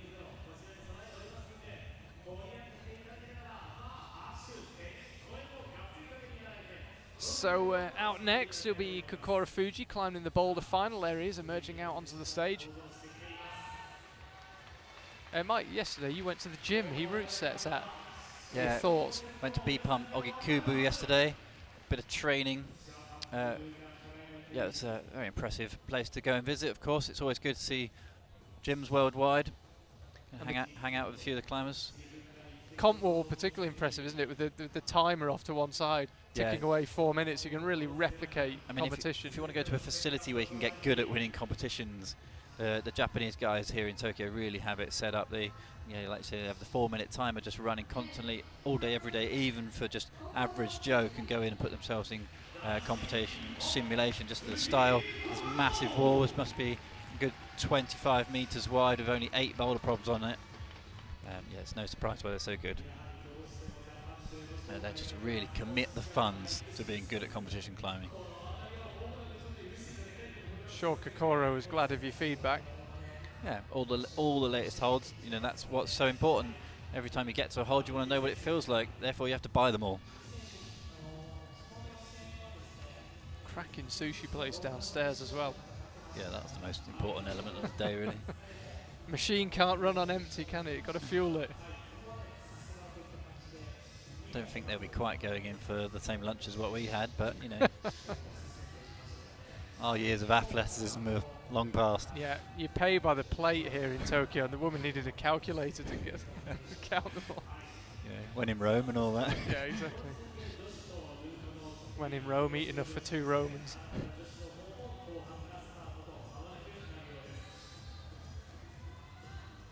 Kakora, sadly, because of the nature of the boulders in the final the other night, we didn't really get to see what he's capable of. He certainly looks in good shape. I think he looks slightly lighter than he has been at times. Look really lean. I'm talking aesthetically, you can see he's in good shape. Really stripped down, a tiny bit of excess weight he might have been carrying, and been going really well. And as I say, had a good time in the boulders up until the final. Julia Chanordi now, consistent World Cup finalist in 2 disciplines. You can't say that about many people. Real contender here in Hachioji. Might have hoped to be slightly higher up the order in the qualifiers, but wouldn't really mind. It's actually a pretty good place to climb 14th because you're immediately after the cleaning break. Yeah, got that quick draw there for Julia, really low. A big stretch to get it, but it means you sail through this next section in the fried eggs quite easily. Kakura then into this crux section. Has he got the endurance? I have to say, he looks less tired than some of the climbers we've seen, but you can see now it's really beginning to kick in. Big slap out right.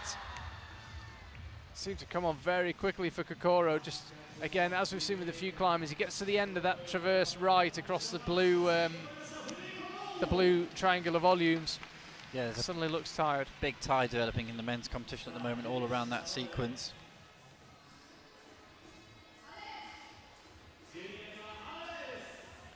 Julia just trying to find a clean sequence through here. Seemingly some athletes get through really easily and others really struggle and start to put the feet above the head. Doesn't exactly struggle through there, but has burnt quite a lot of time. Kokoro's just walked past again with a big smile on his face, so presumably pretty happy with that burn. I don't think it'll be enough for a place in the final. He's 6th right now, pretty sure he won't stay there. Yeah, but interesting. All but one climber has fallen off, so that's 15 in total between holes 25 and 29. So no doubt where the crux is. Could we see a new high point now? Adam Ondra has just walked out onto the stage. We're sticking with Julia Chanordi for now while Adam has his observation and then worked his way up the initial moves. Bit of a point to prove after a frankly disastrous boulder final. Yeah. What odds? Zeros next to his name on that one. Well, what odds would you have got on that? Adam not injured, fully fit, and didn't get a single zone in the boulder final. Yeah, was very, very humble about the route setting though. He just felt like you know, this style that he has come over here to train previously, he's just still not very good at it. You know, I think that's by anybody's standards, he's pretty amazing at it. But compared to the other athletes in the final, Tomoa and Narasaki especially, just really struggled with the dynamic style. Really couldn't get his teeth into any of the boulders. Let's see what the roots do for him though. So Julius Chanaudy now launching out right. Got to get through this section quickly, but there's not much for the feet, so it's high risk if you try and climb quickly, but if you climb slowly, you get too gassed. And so it's just a constant compromise as you head out right here. Speaking of climbing quickly, Adam Ondra's absolutely blasted through the first 4 quick draws, skipping holds on the way. I suspect there's a bit of pent-up frustration there for Adam. Probably ditto for Julia, who would have been hoping for a big result in both lead and boulder, which she used to be more of a lead specialist, but she's had such a good boulder season, and she's going really well here on the women's route. Still some way to go before reaching Vita Lucan's high point, but she's getting close. 28 she's on now. This is across the hole 29. Chose to go slowly. We've seen a few climbers slap for that hold, almost a last-ditch slap. Julia had to get the left foot down, now creeps the right hand across. That's hole 30 now. That'll be a 30 plus for Julia Chanaudy when all is said and done. That'll move her up into second place as it stands. See Ondra just entering into the crux section on the traverse now. He's got here with relatively ease, but has to obviously try quite hard on the jump across section.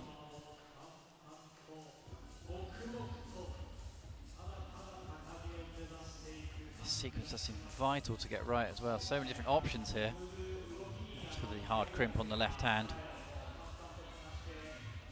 Adam, looking by far the most comfortable of anyone we've seen up until this stage, actually looks like he's got some energy left, which puts him in a category of 1 so far. That's a new high point from Adam Ondra. Completely skips out hold 30 on the bottom of that volume, goes straight up to 31, crosses through, and now we are in uncharted territory.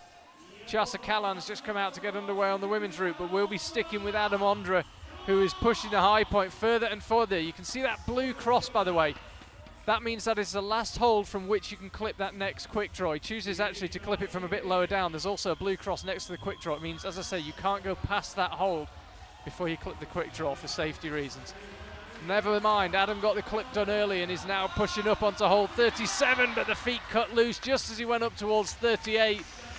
Would have been really interesting to see what he could have done with the last few moves, but as it is, Adam sets a comfortable new high point, and that is what you've got to beat if you want to be lead world champion this evening. Yeah, that was quite interesting, just reading his body language to come down. Initially it was a bit of a happy fist pump, but then as he hit the stage he just sort of nodded his head to say, maybe. Yeah, but what we know and Adam doesn't is that he's set a comfortable high point. Some of the best lead climbers in the world, like Domen, have looked really tired by the time they got 7 or 8 moves below Adam. And that slip, whilst he might have felt he could have got a bit higher, if he makes it through to the final, will have saved him an extra half dozen moves. Yeah, it's going to be really interesting now to watch the conclusion of both of this men's and women's competition.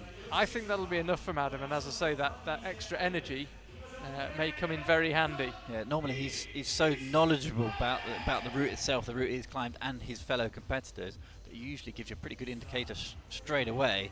If he knows he's climbed a really hard route, then then he kind of just goes away happy. But yeah, it's going to be interesting to see how that one plays out.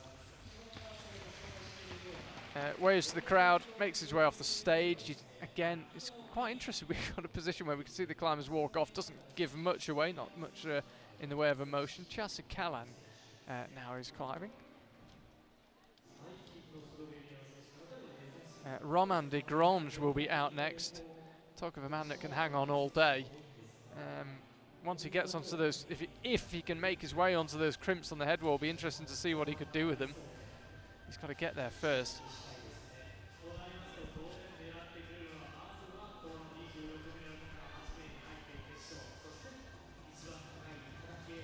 Chasa, one of the slower climbers through this section we've seen.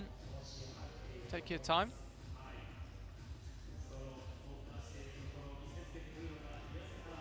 Yeah, And just look at the scores. I mean, Adam Ondra's 8 moves clear of anyone. I know we've got more than 8 climbers to go and he could be knocked out, but I find it hard to believe it's unlikely. 8 climbers are going to surpass that high point, which Domen Skofic, Jakub Konechny, Hannes Puman couldn't better.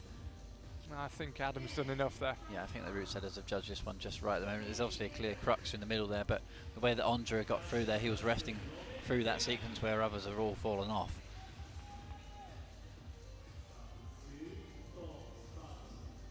Chasik Allen opting for that match as well there, managing to get a pretty good rest.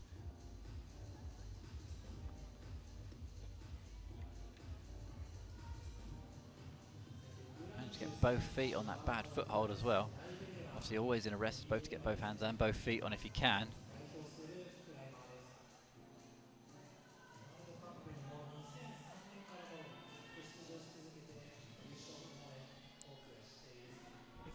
Yeah, Charles are definitely setting a slower cadence than pretty much anyone else. Yeah, not necessarily a bad thing. It always No, depends I was on about to say that. the style of the climber. You know, they've got to climb to the rhythm that they're comfortable with. Well, no one's been anywhere near running out of time, so why not if that's how it suits. Romain Desgrange, meanwhile, is almost pulled level with her. Not that it's a race, but he's about the same height over on the men's side. There you can see him. Yeah, the style of the men's route is very punchy, kind of quite a few cut loose moves, and the women's is very sort of methodical and steady. Their cut loose section comes after this next rest. The 2017 lead World Cup season champion Romain Desgrange. Oh, went up with the left hand and made a big mistake, and we lose Romain Desgrange, and that will certainly not be enough for a place in the final. Looks absolutely furious with himself, and I can see why. Yeah. Be interesting to get a replay. Next to his right hand there is a little jib screw-on as well. We've seen some guys just matching into that before jumping up right. He just went for the big flick. He looks so full of confidence all the way through the bottom section as well. He was really springing between the holds. But if you go quick, you put a level of risk into the move. Just seemed to be slightly twisted as he went for it. Yeah, as I say, we'll try and track down a replay once Chiasa Callan has completed her attempt. She is going well, as you say, Mike. Not necessarily a bad thing that she's climbing a bit slower. As I said, the climbers are walking past us so we can see their reaction. I suspect you don't need me to tell you what Romain Desgrange's reaction is as he makes his way off the stage, kicks his chalk bag. Chasa now levering herself up, climbing this really, really well. Yeah, she's got the left heel in there. We've seen people like Vita Lucan from Slovenia also just using that left foot more so. This sloper looks really desperate to get off. Yeah, this is around Julia Chanod. He says Julia matched this next hold and then was moving off it. And Chasa kind of added a move there by dropping the right hand down. I think might live to regret that. And I think, yeah, instant shake of the head as if to say she did regret that. Yeah, there was no way of reversing that move. She just dropped the right hand to the undercut to try and go again off a slightly better body position with the left hand. So the right hand did make sense if it was a decent undercut, but unfortunately that one certainly isn't. Stephanie Gossolfi got a bit of a point to prove here as well after having a relatively disastrous well, pretty much whole of July, yeah. I was going to say, yeah.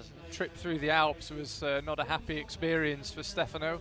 I was trying to think of a polite way of saying he's had a disastrous season, really, in terms of his lead. But so, yeah, but he's certainly no lacking in condition for this competition and for the season. He seems to be suggesting that he's in really good shape. Just the results and just a few simple mistakes just haven't quite worked out for him. But hopefully he'll be back on classic Stefano standards. Goes right hand to that edge. We've seen multiple methods coming into this next section. Some guys ending up with hands completely around the other way, but inevitably you do end up with your right hand on this next pinch, whichever way you choose.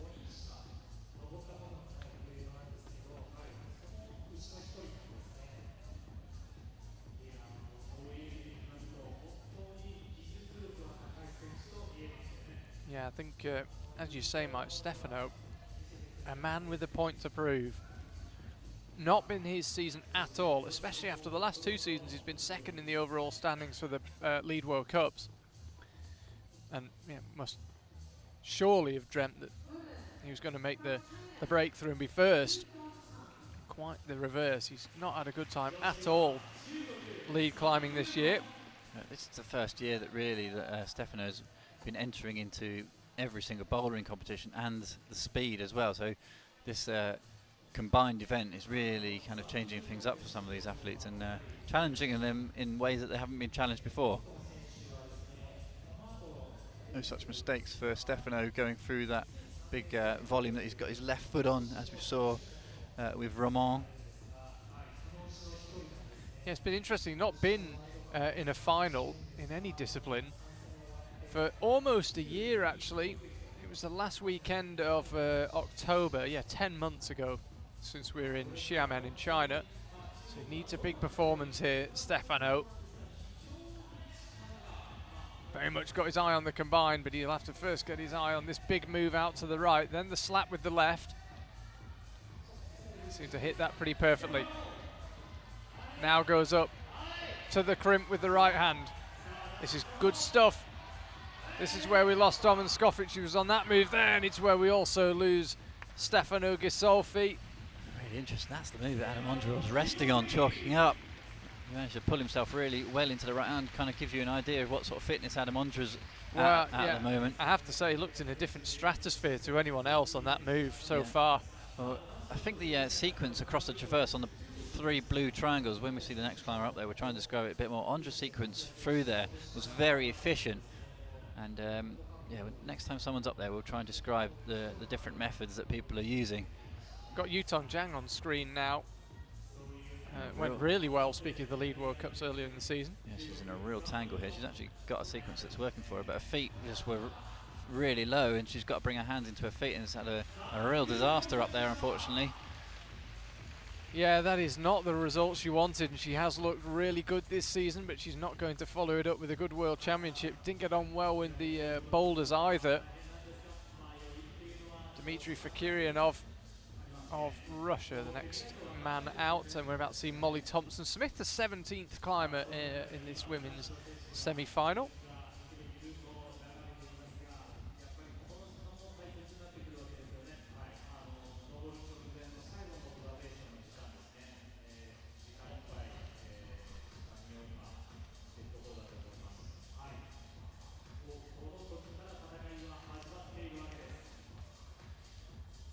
Dmitry taking all of his 40 seconds at the bottom there.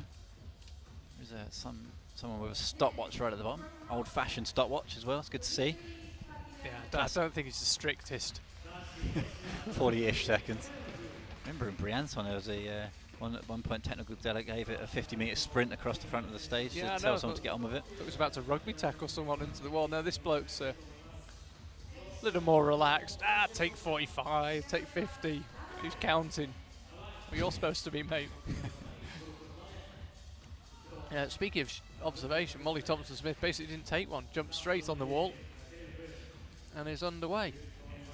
So interesting again to see different people's methods.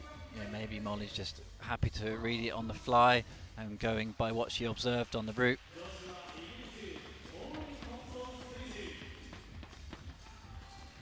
I'd love to do a test one day, go back to observation, ask all the different athletes the route, tell me the route, what do you remember, and see what level of detail they come back with. Are they some sort of mastermind Jedis of remembering moves, or is it just kind of like, oh yeah, you get through the eggs and then you do a bit of a spin and then there's some traversey bit. It'd be really... It must be, it's hard to know. I'd imagine it's a pretty big advantage to remember everything and try and analyse in your head how you'll do the moves. Makes you wonder what Rain Man could have done as a climber if he'd had the horsepower. Dmitry just a little bit low on this left-hand pinch at the moment, just right on the bottom. There's a little jib added to that pinch. Shuffles it now.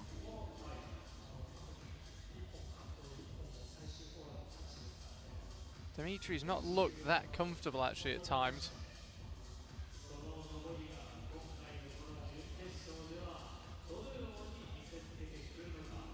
Not really the position to be doing a lot of thinking this. Really overhanging, steep pinches. Yeah, slopey pocket there as well.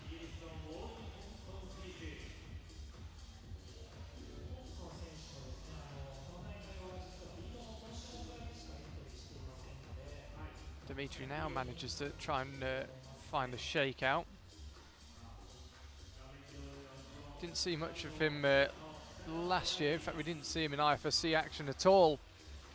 And it feels a while ago, but he's actually picked up several IFSC Lead World Cup podiums, so he's a real contender. He's been back in action this year. We've seen him in a couple of bouldering World Cups and a bit of speed climbing. Molly Thompson-Smith just cruising up to this section, just stalled out a little bit here. So this is kind of a little bit cryptic what to do in this next section. Does go for the low up to the volume F and eventually finds it. That's hold 20. Hold 19 is the one just above. So that really good left heel that really saved her through that sequence.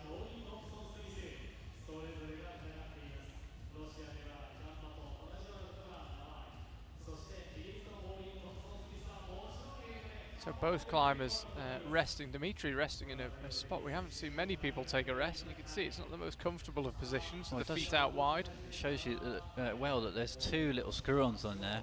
Ramon de Grange just had the bottom one with his right hand and just jumped up to the side pull without using these feet. So let's see if he gets into this traverse section. So Andre ended up with his left hand on the furthest of those three red holds. Stefano just before it went all the way out to this next blue edge off of that left hand that Dimitri's on, and then has to do this really hard bump into where his right arm now is. Andre ended up with his left arm where the right arm is, and I think that's going to be the most efficient method through there, because you have to do is a really hard little drop-in move here. That's extra move on the traverse, and it's a really fierce little drop. There it is.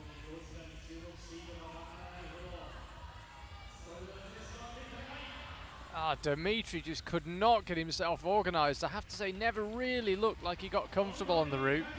Paused in some strange places, a little bit of indecision. Just never ever really looked like he was happy to be there. And that is not a great result for him, and that's not a great result either for Molly Thompson-Smith. She began to fire out right. Hopefully we can have another look.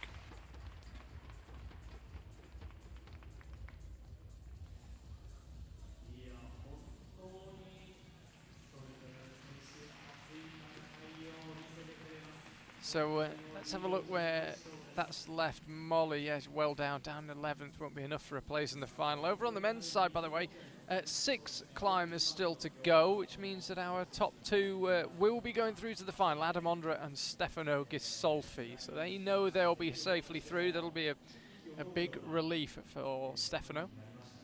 As it stands, they would be joined by Hannes Pullman, Jakub Konechny, Domen Skofitz, Tom Reusser, Meichi Narasaki and Dmitry Fakiryanov.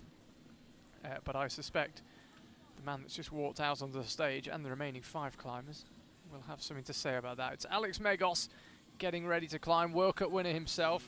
Famous, I think will always be famous for being the first person to ever on-site a 9A route outside. Yeah, if you're into your Instagrams, go and check out the Circuit Climbing's Instagram story.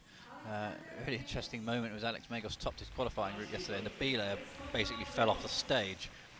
So the B-layer's binned it, and he's trying to clip the lower off. He took it all in his stride. There's a great photo on there of him just chilling out, waiting for the B-layer to recover himself on the floor. How on earth he managed to fall off the stage, I'm not quite sure. Did he not pull Alex off and he fell off the stage? You can't pull off Alex Megos off the wall. That's true, though. Probably had a centimetre edge and he wasn't shifting. The bloke was hanging there. It was a centimetre edge, yeah. Look at the photo, it's absolutely brilliant. Because, of course, in lead climbing, it's not a top unless you clip the top quick draw. So Alex can't just think, oh, God, the guy's fallen off the stage and then just jump off. He's got to wait because he won't get given the top otherwise. Yeah, I hope he held onto the rope as he fell off as well. Yeah, Futaba Ito just come out, by the way.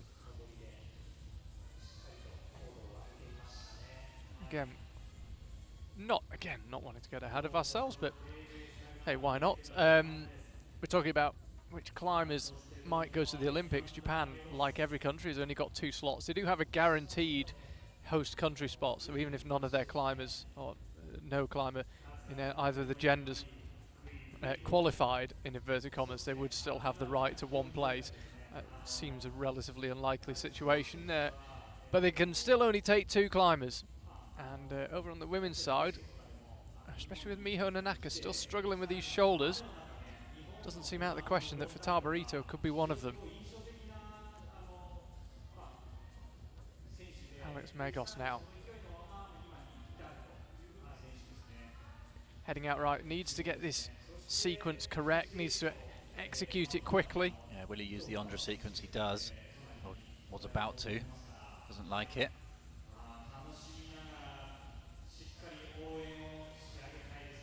It's not to say this other sequence doesn't work, but it does seem to be a little bit more fierce when you get out to this right-hand edge. Do this really front-on drop-in. Megos really nice with a drop knee off the lower pinch.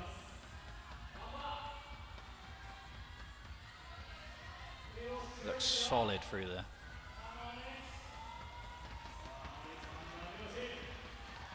This is where we saw Ondra just skip that hold. Megos does continue with it. So got himself comfortably into second place. Could have done without that foot slip. You can see his foot was down and right on those dual texture holds, and he was just on the low friction bit and the foot slipped, but he managed to hold on to it. Vice-like grip on that left hand. Could he be chasing down the high point of Adam Ondra? What a psychological advantage it would give him if he could. He's already climbed his way into the final, Alex Megos. He knows he'll be, he doesn't know, but we know he'll be there tonight. Now he's got the last clip done. That was the one, again, didn't go from the last compulsory clipping position. Pushing on now through these volumes. It was around here that Adam Ondra's feet cut loose. Alex Megos, hold 37. This is where we lost Adam. Alex gets it, that is hold 38. Matches it, and then he'll move out right. Could we see a top of this men's semi-final route? Alex Megos looking like he's got plenty of energy left. We've seen some of the best lead climbers in the world 10 moves below this, looking absolutely exhausted, and Alex Megos still looks in cruise control. Creeps the right hand out, he's onto the crimp, that's hole 39, there are only 44 in total. There you can see the top. He's got hole 40 now, it's a big double jump here. You go with both hands to the blue volume and then bump across to the other one. He got to the first one, he couldn't get to the second one, but Alex Megos, with comfortably the best performance of this semi-final, is into the final tonight as we lose Futaba Ito over on the right hand side. We'll have a look at her score in just a second. But that was an exceptional performance from Alex Megos, and nerve-wracking for his rivals to see just how fresh he looked. Yeah, that top section he was really happy on the edges. Futaba just was same sequence on that big sloper. That's enough for 7th right now for Futaba. Sad to say, unlikely to be enough for the final. Yeah, but yeah, Alex Megos, what a performance. Yeah, on that headball, he just, you know, that style really suited him. It's kind of edgy and crimpy. Could just really dig in, lock the thumb over the top of the fingers. Tried to catch Alex's eye as he walked past. Very happy man. Vita Lucan still leading the way over on the women's side. And yeah, 8 climbers still to go, so nobody on the women's side yet guaranteed their place in the final. Here's Sean McCall of Canada about to get underway, and then it'll be lead world champion Jessie Piltz. There she is, emerging onto the stage with her B-layer, looking to defend her title. Yeah, we're just saying earlier, Charlie, about how you do well in one World Championships just leads you to this extra level of confidence leading into the next one. But this season, Jessie Piltz, I would say, even in an interview that we did with her, you can see, like, if you go back on the IFSC Facebook page, just saying that, yeah, she feels the pressure of being world champion. Yeah, she hasn't looked the same force this year. It was really Janja and Jessie kind of head-to-head all of last season. Janja's stayed up there, albeit with some new and unexpected competition, primarily from Cheon Seo. But yeah, Jessie not quite been there, but the Austrian team, pretty scientific in their training. They may have been, and I suspect they might have been, aiming for this World Championships all along and trying to get her in peak shape just in time for them. So we are far from writing off Jessie Piltz from retaining her title, that is for sure. Sean McCall, as you would expect, razzing through these lower moves. Completely double quick time. Completely skipping all of that volume section on the left-hand side. So Ondra doing that as well. Sean McCall always provides some fireworks. See what interesting sequences he develops on this bottom wall. Toking that nearest volume rather than the far right-hand side. So fast.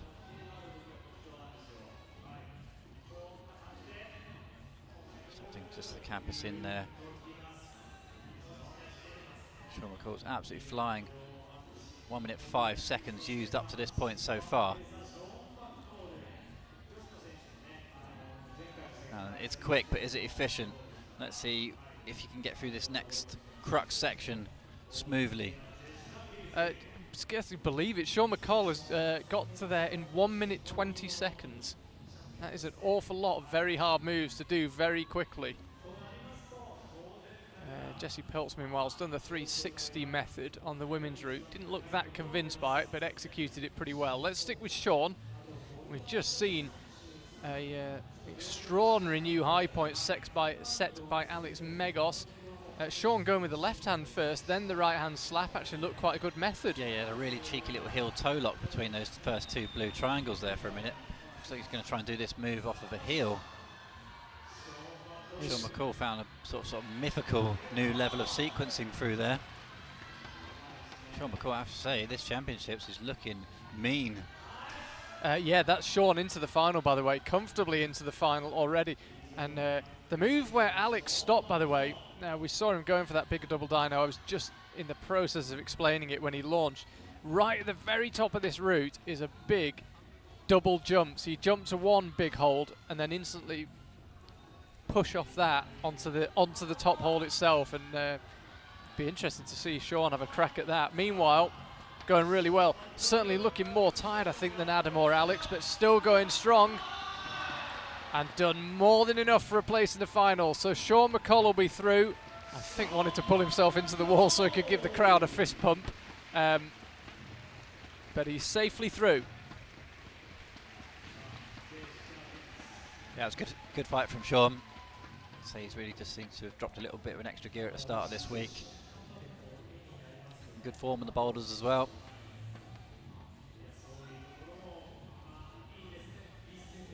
So let's stick with world champion Jessie Piltz. Scores are updating in real time, so you can see the climbers bumping up the scoreboard as they climb. Currently in 15th place, not that it means much, Jessie. Heading out right now.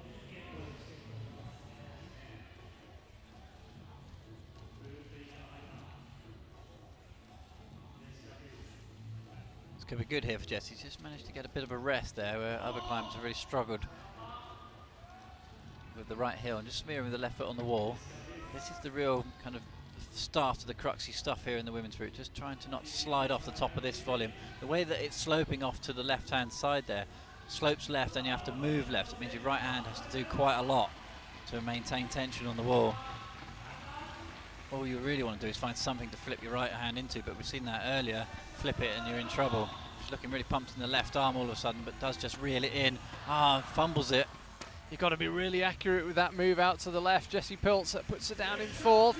She's going to have a pretty nerve-wracking time. 7 climbers still to go. That means that Vita Lucan is guaranteed a place in the final, but she's the only climber right now who is guaranteed a place in the final.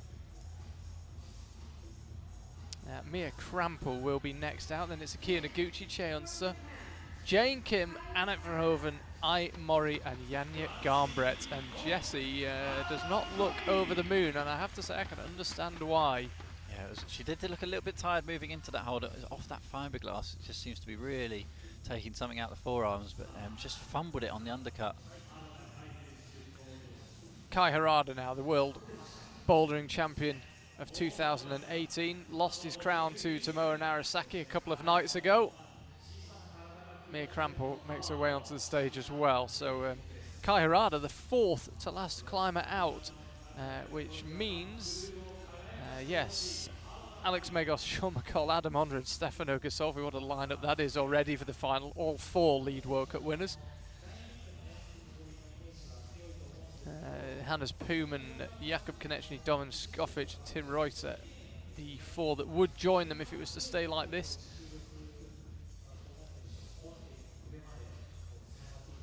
Yeah, Kai making those Briançon finals where he really struggled. Just crosses all the way through to the pocket there, straight front on, not using any of the available toe hooks out on the right. Must have some next level pinch strength to do that. always wonder when guys start missing sequences. They're clearly using so much power on every single move.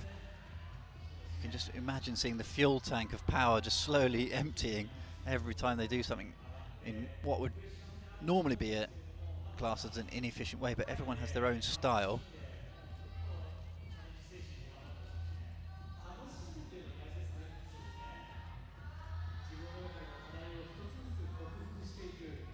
Sometimes with the way that these power endurance routes are set, inefficiency can actually be better than just trying to sort of slowly squirm your way up the route.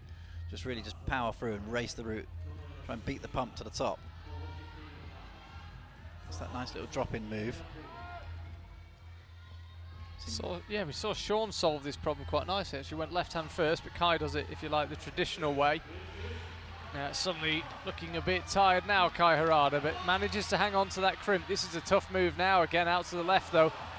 You can see the scores updating in real time. He's moved his way into the top 8. He's actually a little bit higher than that score would suggest. He's actually around hole 31 and was going up towards 32. So that will put him into the final. Yes, I think that'll end up as a 31 plus, but either way, he's in the top 5. Yeah, just there are only 3 climbers to go. Quite interesting. Just as he came down, there's obviously someone from the Japanese team set up in the front row, and he just quickly looked at them and they just gave him the nod, and instantly just went into a little mini celebration. Yeah, again, Olympics, which 2 Japanese men would they take? You'd imagine Tomoa would be one of them, Kai Harada the other? Yeah, at the moment for me he's slightly above Kokoro's efforts. Yeah. I think if I was pity the Japanese selectors. Mind you, it's a pretty first world problem which of these incredible climbers to take, but I think I would probably be taking Kai Harada. I was about to say Kai Harada would be on the plane. He'll actually be on the metro because it's in his home city, the Olympics. Any problem in Tokyo, you're on the metro for seemingly forever, wherever you want to go.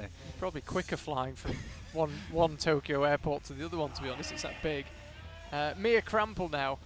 Maybe we'll take the Japanese chopper.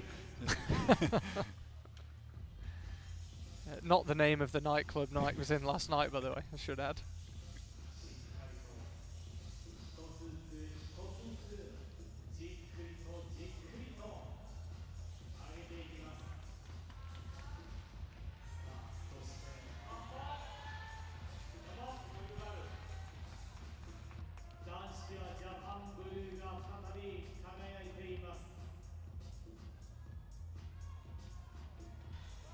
Just Mia on this sloper now. It's where Jessie, we sort of see her struggle in the left arm just as she hit this dual texture pinch. Really nice drop knee there though.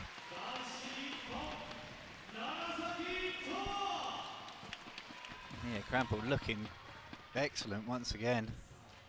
Well, they've already got one Slovenian through to the final over on the women's side. Might well have a second. They've got Tiasa Callan currently sitting in 7th, living dangerously. What can Mia Krampel do? You suspect they may have a second Slovenia as well in the form of Janja Garmret. Tomoa Narasaki, by the way, crowned the Boulder World Champion a couple of nights ago, and looked, didn't skip a beat in lead qualifiers. Top both routes is underway. Let's have a look at Mia though. I'm pretty sure she'll could well have done enough. Let's see. She's going to have to sit and watch unless she can find a new high point. She'll still have a little bit of a nervous wait. Now a score update, and she's actually into 2nd place with 6 climbers to go, so she is safely in. Mia Krampel, regardless of what happens, should count back be employed. Every move here in the semi-final might count. Somewhere in the whole 32-33 range now. It was a long time since we saw Vita Luken's high point. It was out on the right, that black volume that's just come fully into view. There's a yellow hold on it. That was where Vita got to. Oh, Mia giving this absolutely everything. I don't think she realises she's already made it through to the final. When she comes down and sees the scores, she'll be pretty happy. So Mia Krampel safely through. It is Slovenia, and Slovenia at the top of the rankings. She's in 2nd place. There's 6 climbers to go. Mia Krampel will climb in the final this evening. Here is Tomoa Narasaki, who we checked back and suddenly is on the head wall. I had to double check, had to actually look up to the wall itself and away from our monitor. And he is on the head wall. He's absolutely flying here. He topped both qualifying routes. Didn't skip a beat. There's a compulsory clip. Again, chooses to go one move early. What can Tomoa do here? He couldn't do the double, could he? He certainly climbed himself into the final, that is for sure. Oh, and perhaps just misread the sequence, but done more than enough to get through. Look at this lineup we got for the final this evening. Megos, McCall, Ondra, Narasaki, Harada, Gisolfi, and it's Puman and Konechny watching on nervously to see whether Sasha Lehmann and Jakob Schubert can displace them. Talk about a big hitting final for the men. Yeah, just as he went for that top move as well, he actually knew that it was probably off and just tried to kick the foot straight into the volume just as he moved up that amazing Tomoa style that he has, the natural flow in every single move. And just a note on the women's category, as Mia Krampel walked off, she didn't look happy, even though, you know, obviously she didn't know the result at that point. She was really holding her shoulder as she went down the ramp back towards the isolation zone, so hopefully she's not picked up anything too serious at the top of that route.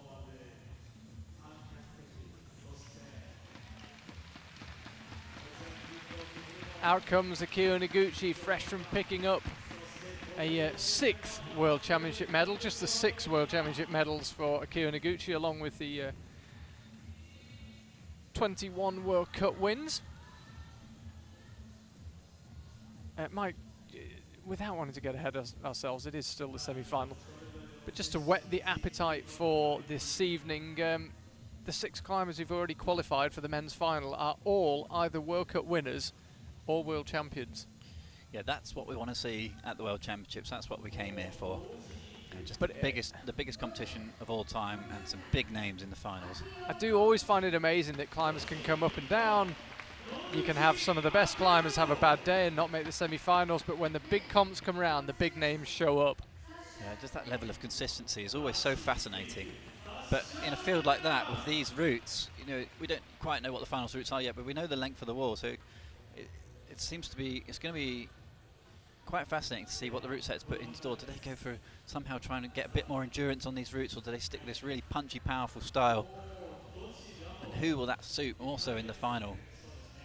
Not only that, but the hold selection as well. That head will really suited Megos in his kind of crimpy, classic outdoor climber style. Tomoa, you know, we saw him in Bouldering World Champion, better on the volumes, timing moves, coordination. Looking forward to this big build up this afternoon and getting ready for the finals.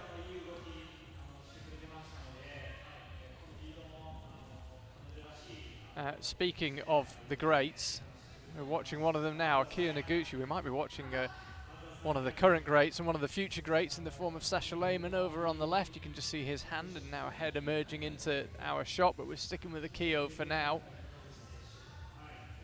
Somehow never won a world championship, Akio Noguchi. Won just about everything else multiple times. 58 bouldering medals and 8 lead medals in the World Cups down the years. Absolutely staggering.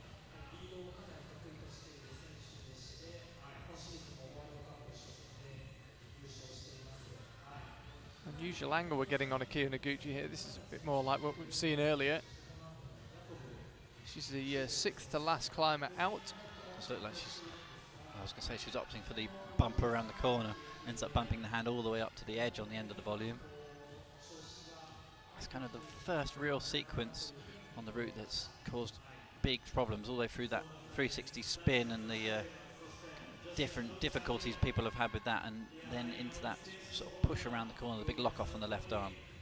Sasha just cut loose a bit, a little more than I think he would have liked. He's got himself back on track, both him and Akio pausing before what's proved to be the crux of their routes.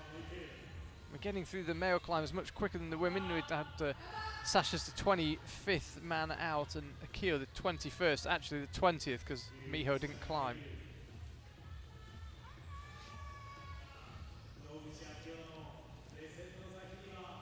Now Akio launches out to the right. Sasha just choosing his sequence through these 3 triangles as well. Back and forth twice now. Oh, it's hard to know who to watch here. We've got Sasha Lehmann on the small screen, bottom right, Akio Noguchi main screen. both absolutely at the key points of their routes.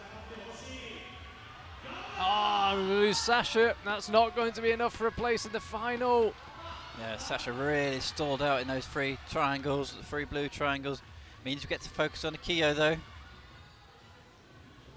A lot of climbers really starting to struggle on this head wall as soon as they get into this big black sloping volume. No such issues for Akiyo just yet. That's the drop knee that we saw from Mia as well. She had her left foot down low. Now Akiyo looks like she's going to drop it down. Tina Johnson-Hafsas just been knocked out of the provisional finals places by Akiyo. Akiyo has still not done enough to guarantee her place, by the way. There are 5 climbers still to go, so she'll need to be in the top 3 as it stands to guarantee a place in the top 8 when it's all said and done. Now she's in the top 3. Talk about how the quality always seems to rise to the top. Akiyo Noguchi, true quality.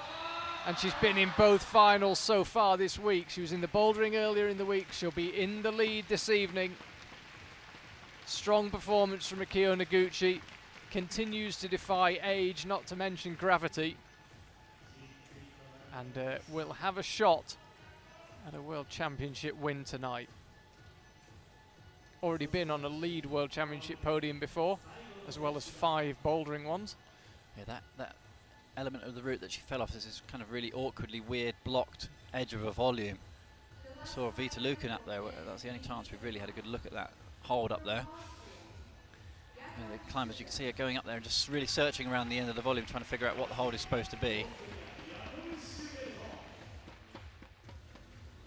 Here goes Jakob. Talk about the cream rising to the top. Talk about a competitor. This guy just knows how to do it. It was a frankly comical but also very insightful moment when we were watching men's observation. 6 minutes began and Jakob darts on stage. He'd obviously bustled his way to the front of the group of the 26 climbers wanting to observe the men's route and instantly walked up to the start holds as if to say, right, I want to have a look at this and you lot can wait. He knew exactly what he was doing. Even observation, he knows how to compete. Yeah, I have to say though, he didn't know exactly what he was doing on that sequence. Took him a good few seconds just to figure out the sequence there. Ended up doing it in quite an awkward fashion off of the right foot on that far left blue hold. So let's see if that's going to suck too much out of the forearms there with Jakob.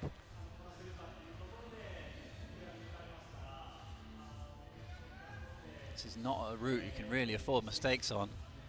Already picked up a medal in these championships, 2nd in the bouldering, and lead, in theory, his favoured discipline. I say that well aware that he's won 3 Boulder World Cups, including Munich earlier this year, but I think even Jakob would say lead his favourite discipline. What can he do in the lead? He's going so well this season. He's always going so well. It would be a surprise if he wasn't to make it, but there's a lot of climbing to do before he secures himself a place in the final. And there are mistakes that can be made. There are slips that can be had. Jakob's still got work to do. Didn't look that convinced actually by the jump. No, ends up having to try to campus in there. Didn't like to put the feet back to the right that we've seen from a number of other athletes. This is going to be a really good insight into his level of fitness now because he's made a mistake around the 3rd quick draw. Had to use quite a lot of power where his feet are now. Just let you know, Chen Su's just got her attempt underway. The woman that's won 2 of the 3 World Cups so far in the women's lead. She is on the wall. We'll stick with Jakob Schubert though. This is absolutely crucial.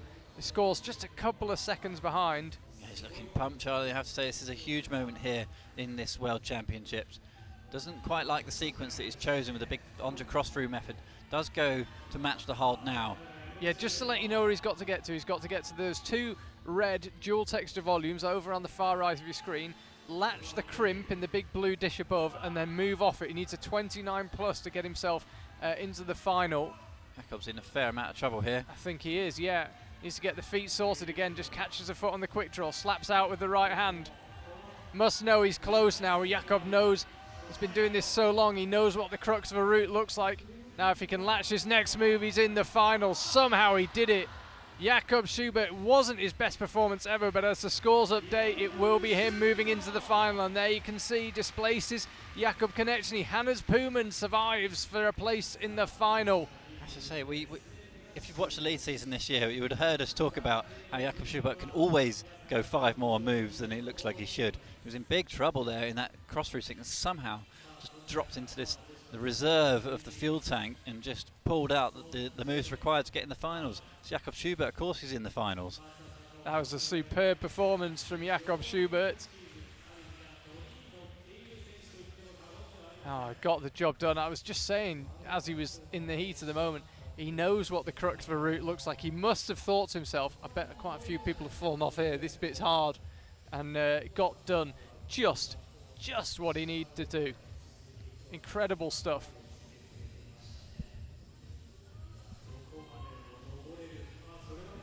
So, Mike, in tonight's final, we have 7 World Cup winners in the men's side and 4 world champions. 4 of them world champions. Absolutely incredible. And, of course, Hannes Puman of Sweden, only been in one lead final before, absolutely delighted to be there, no pressure on his shoulders, could add a really interesting element into it. So that men's final set up to be an absolute classic. We're all about the women from here on out. That is the men's semi-final concluded. I'll read out the list of finalists in just a second. Remember that there is a potential for appeal, so we always have to put a little asterisk next to our semi-final results. But I'll read it out in just a second. Let's stick with Chaeyeon Seo. Really excited to see Chaeyeon on this top section. See if we can get somewhere close to a top here on the women's route.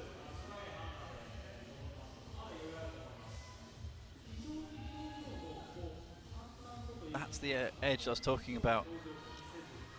Kiyo Noguchi did exactly that as well. Just went up there, tried to feel what is on offer, and it's right on the end of the volume. It's the only bit of that edge that's actually available. The rest is blocked. So it almost becomes a sloper. Chaeyeon looking a bit tired there all of a sudden. That's not something we're used to seeing this year. Does come off. Yeah, she's in third though, so that'll be enough for a place in the final for Chaeyeon. Interested, Mike. She's not. I mean, she absolutely tore her way through the Alps in July when we had Vila and Chamonix and Briançon. 1-2 was second in the other. Doesn't quite look as fit in the World Championship. I think you could argue that the style of the routes is potentially playing into that a little bit. You know, these really sort of power endurance based routes, a lot more power than endurance overall, I would say.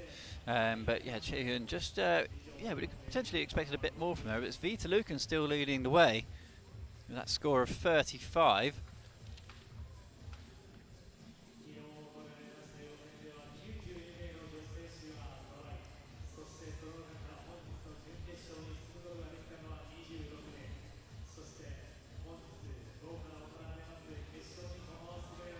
And just as we've got a quick pause on the wall here before the next climber comes out, Jane Kim. Eddie, can you give us just an update on Jane? She obviously had a pretty big injury into this season. It's great to see her back at the World Championships.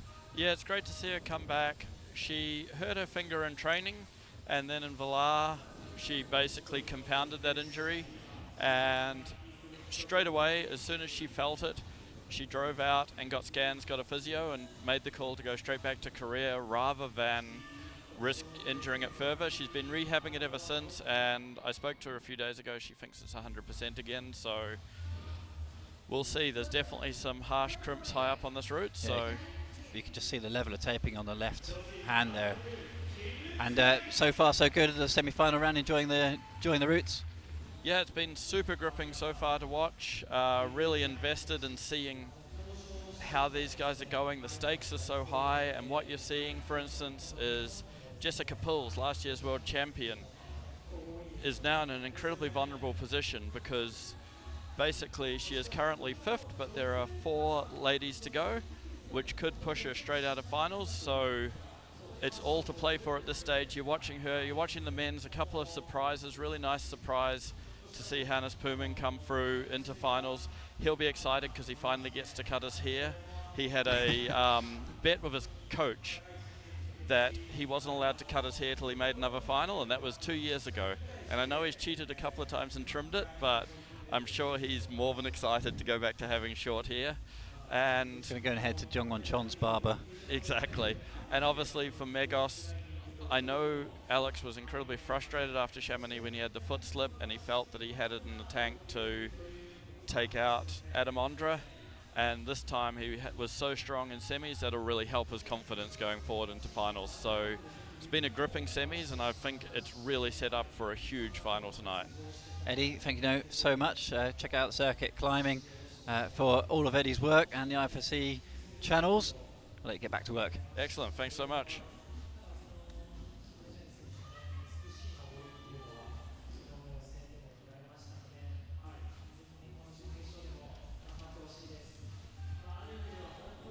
Interesting insight there from Eddie. Good haircut knowledge on the circuit.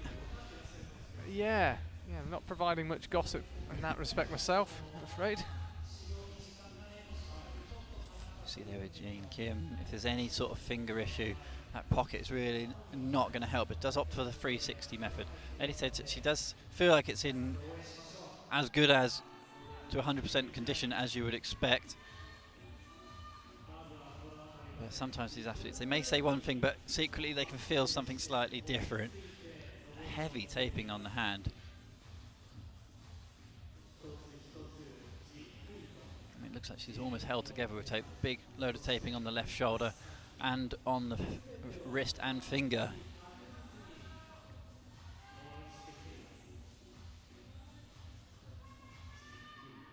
Absolute dominant force of lead climbing for so many years. Always a pleasure to watch her style on the routes. Yeah, she's fairly unmistakable. 2014 world champion in lead. Here we are 5 years on in Tokyo. And she's going for it again.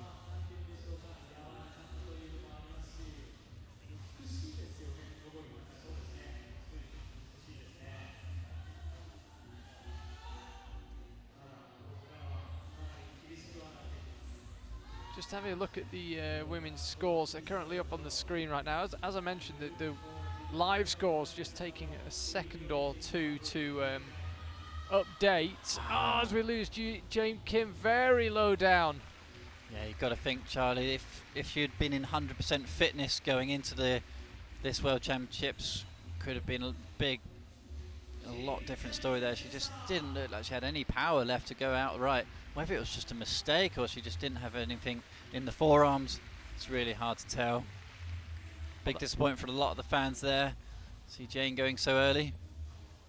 Yeah, it's disappointing for Jane. She only entered one of the World Cups back in the summer and didn't even made the semi,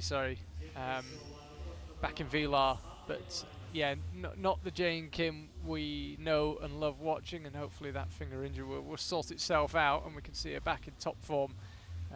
If not for the remaining World Cups this season, then at some stage, perhaps in Toulouse, for the Olympic qualification event. But yeah, as you say, as she walked off holding that hand, not looking good. So that is a shame for Jane Kim and really a shame for us watching on. Here's a feel-good story though. Anna Verhoeven back. Long-term injury. It was, from what I understand, I'm not an expert in these matters, but from what I understand, it was a bit tricky to diagnose. Wasn't entirely clear what it was. But she seems to be, I suspect, not quite 100%, but pretty close to 99% fit, and went really, really well in the qualifiers. Always so methodical with her approach to climbing, very calculative, just cleaning the floor, cleaning her shoes, starts her stopwatch. She's got this perfect routine. Here she goes, 6 minutes begins. Great to see Anak back at this level of competition and absolutely here for a place in the finals. As I say, qualified third from the qualifying round. Didn't top either of the routes, but she was actually ranked third on both of the qualifying routes. So consistent across both routes. Let's see what she can do here. Opts for the cross through with the left hand. We've seen a number of climbers going again with the right hand there, but chooses to cross instead.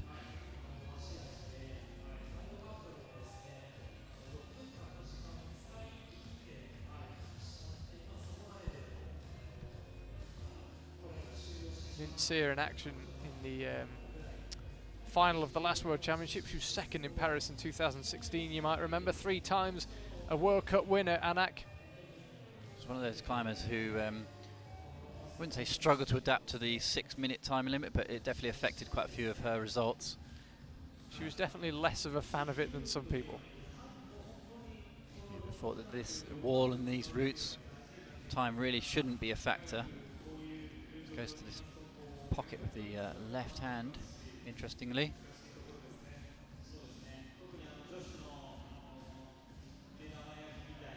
Somewhat frustratingly, from our position, we can't actually see the women's clock. There are 2 clocks on stage, obviously one for the men and one for the women, and we can't see the women's one, so I can't keep you up to date with the time. Interesting to see going up with the left hand. Previously they ended up with the right hand, whether if that's a method that she had decided that she was going to stick with and go up there and get the clip and then rest, or if it was just she went up there with the wrong hand and then sorted it out. But now she goes into a feet first sequence here. We've either seen a lot of success with this or a couple of people really struggling. Just been told she's got 4 minutes left, Mike. Getting audio updates, but we don't get a feed because there's 2 clocks. We don't have a feed to the clock during the semi-final. But if time becomes a factor, the director's promised he'll let me know. For a second there, it looked like Anak was going to go and try and get both hands on that little undercut jug under there, just to have a little rest. She's really one of those climbers who will take a rest wherever one presents itself.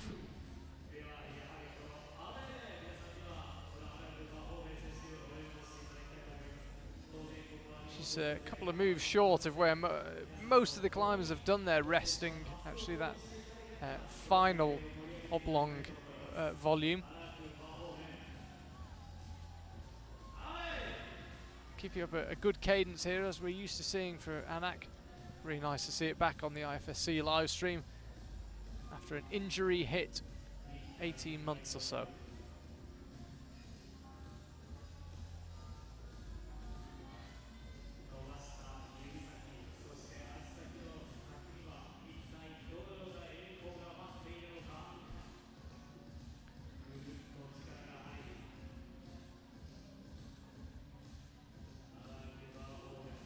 Trying to find out some way of resting. As I say, missed out on the podium in Innsbruck last time.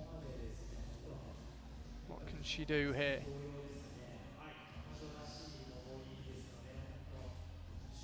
She just quickly checked her watch there as well.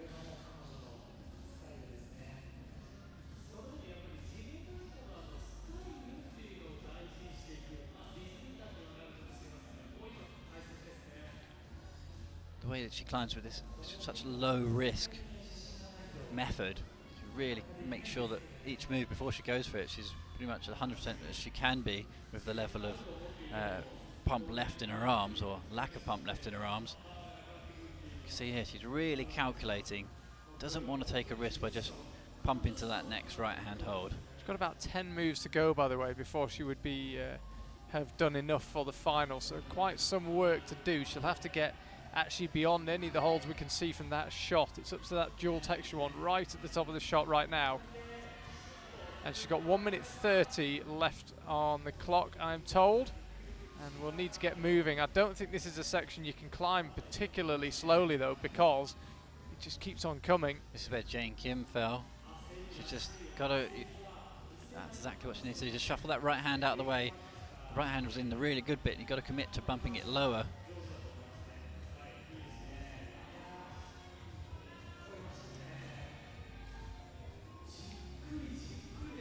Really nice, efficient clipping position though. It's 1 minute to go now for Anak. Really needs to get a move on. She's got about half a dozen moves still to go before she would secure a place in the final. She's definitely getting tired. How much has she got left? As I say, tough year with injuries. Has she got the fitness? We're about to find out. Pushing up now. Could well still do enough. That's hold 26. She'll need to get up to 29 and then move off it. But of course, she doesn't know that. All she can do is climb as fast as she can. She's now got 30 seconds left. Anak Verhoeven, this is getting really close time-wise. Needs to make some decisions pretty quickly and get through some moves. That next hold with the dual texture is where she needs to get to and move from. This is going to be very, very tight for time. Anna Verhoeven really needs to get a couple more moves done. What she doesn't realise is she's only got 10 seconds and she's absolutely on the limit of making a place in the finals. I think she's done enough. Time about to run out for Anak, and that is time up. That's time up for Anak. Has she realised? I think a few of the crowd shouting that time is up. And I think she has done enough. I think she's done enough.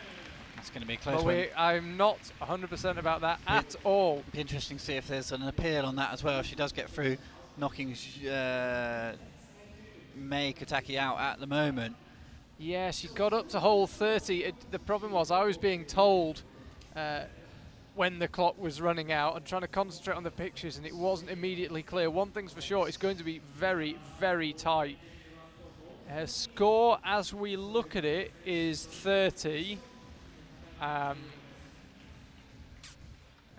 Score as we look at it is 30, which puts her 8th with 2 climbers still to go. So Yeah. In that scenario, Charlie, the judges, they will probably recheck the video and cross-reference it exactly against the clock and see what was the high point when the time ran out. You have to feel that the judges in that scenario, because they would have seen the time counting down, have probably got that one right.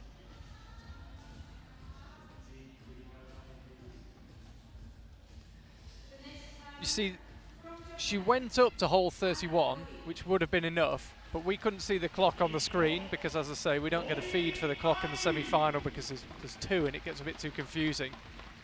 And it just depends when she got to hole 31. It's going to be very close. As I say, her score now is throwing up as 30, so that would mean that time ran out when she was at hole 30, which would put her 8th, which might be enough, but it would mean both Aimori and Janja Garnbret would have to not make the final. So we'll see. Anna Verhoeven definitely was able to do the extra moves, just got the speed a bit wrong. Of course, the problem is she doesn't know where the threshold is to make the final. So we're willing her on, thinking you've got 10 seconds to go, just rush through a couple of moves, but she doesn't know that that's the key point. Anyway, high drama here in Hachioji. Aimori has come almost unnoticed onto the wall.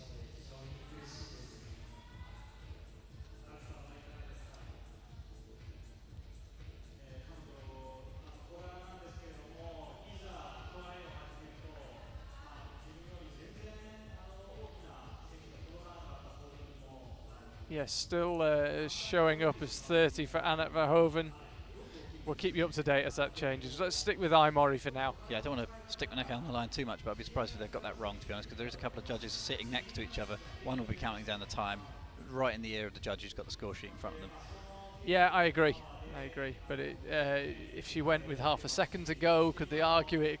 Yeah, it's more if you... Is it worthy of a plus on a you know, it depends. We just don't know. There we go. Just state that now. Yeah, we don't know. Aimori now, 3rd earlier on this year in Vila, also been 3rd in a Boulder World Cup as well, so again, a true all-rounder. Could it be Aimori in the Olympics this time next year here in Tokyo? We shall see. Trying to figure out some way of getting across to this rest. So only her and Janja Garnbret to go. There are only 2 hopes of seeing a top in the women's route.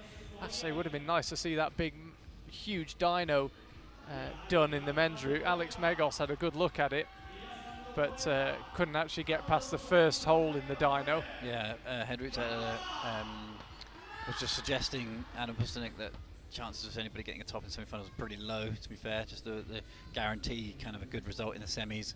They don't want to be risking too many tops.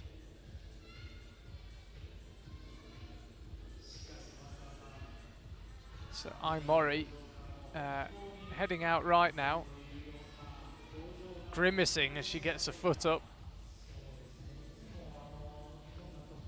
One more climber out after her, and it is Janja Garnbret.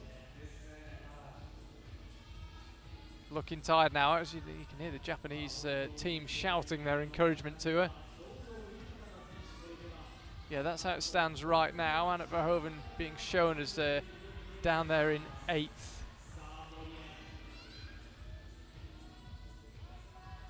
Imori score updating almost in real time.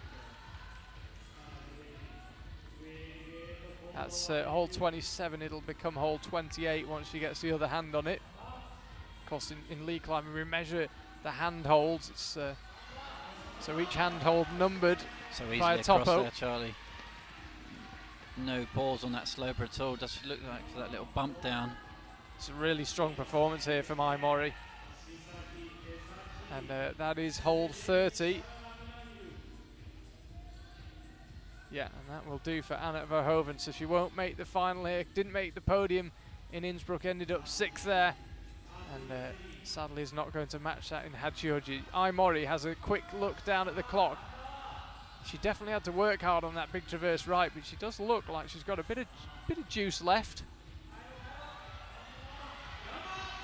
1:45 left for her. Could we see a new high point? She looks like she's got quite a bit left, although you can tell she's having to work hard. Could have done with a little more slack there. Now gets it. Hole 35 remains the high point by Vita Lucan, set relatively early on in this semi-final. It's a yellow hold right at the top of your screen, bolted to the black volume. Countback could be crucial in this competition. It often is with lead climbing, so Imori needs the best result possible. She's already done enough to make sure she's in the final. Doesn't quite look happy committing up to that hole 35.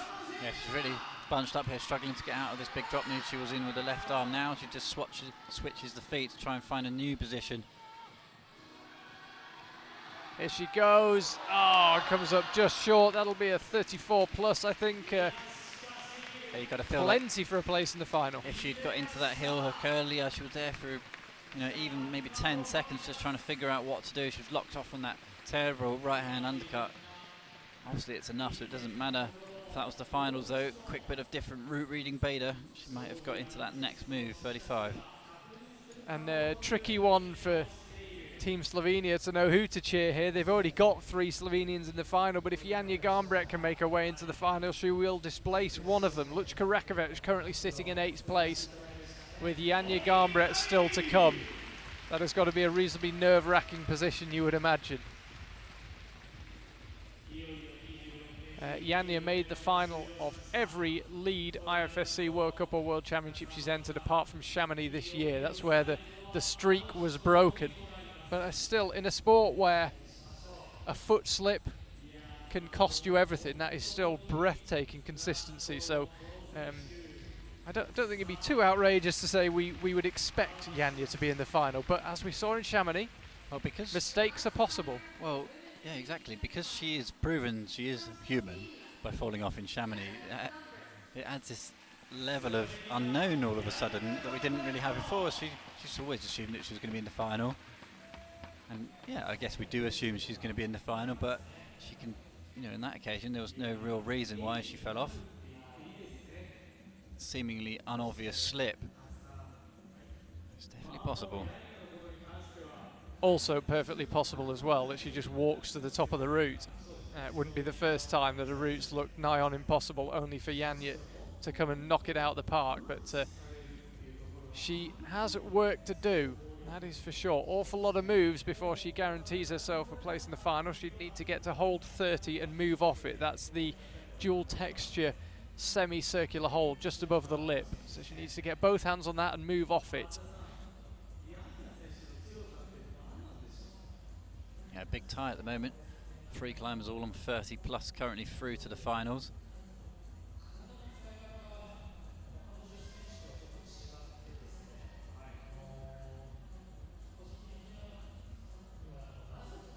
Janja now up through the fried eggs.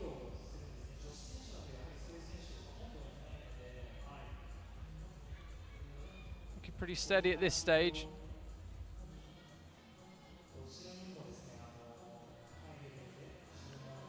Just campuses the 360 off the pocket.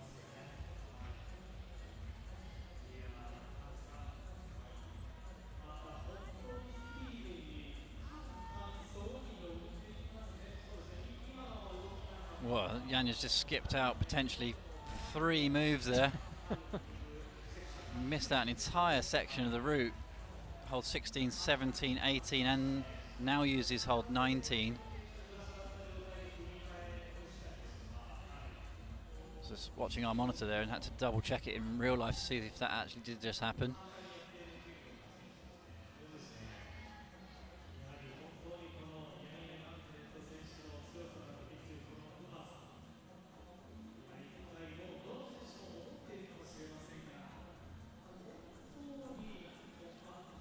Janja now heading out right. No problems for her time-wise. She climbs quickly. She has actually been 3:45, just been told, left on the clock for Janja.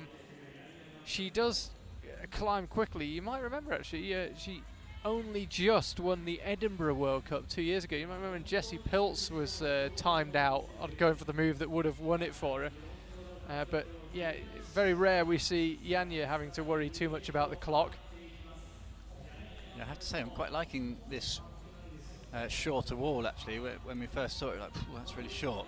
I wonder how that's going to prove for the route setting. But yeah, the way that they've managed to manufacture sort of 42 moves out of it, it's actually ended up suiting the time limit quite well. By the way, this is hold 29. When Janja matches that, that'll be hold 30. If she moves off it, she will displace her friend Luchka Rakovic in the final. Luchka hanging on in there, but as Janja's score update, she is going to have knocked Luchka out. That is Janja Garnbret into the final, but countback could be absolutely crucial. There's that kind of slightly odd blocked hold there. We've seen these athletes having to get right on the nose of that volume with the right hand and then end up crossing into the sort of the built sloper that's on the edge of that volume. Just so you know, sorry Mike. I was saying, yeah, really not quite sure what to do with that hold at the moment. Although we've got that tie down on 30 plus, remember we only had one qualifying group, so it will be count back to semi-final. It'll separate the climbers and determine who progresses to the final. So Luchka Rakovic might consider herself somewhat unlucky, tied with climbers ahead of her. But that's how the game goes. So what can Janja do? She's already safely into the final, but would love to go through to the final in first place in the semi-final rankings. 35 at the current high point. If she can match or better that, she'll go into the final in first place. This sort of Mori really bunched up. Janja's managed to stay straight-legged on the big dual texture ledge below and easily gets into the block crimp. Okay, so this will be a high point from Janja Garnbret. All this is new terrain for her. She's going to go into the final in first place. Yeah, she's been challenged in the lead this year, but she's been responding here. You're absolutely right. Were you about to say she's been challenged here? Yeah. So Janja does not find a top, and that's a kind of skateboard slide across the floor. I think she probably realises she's done enough.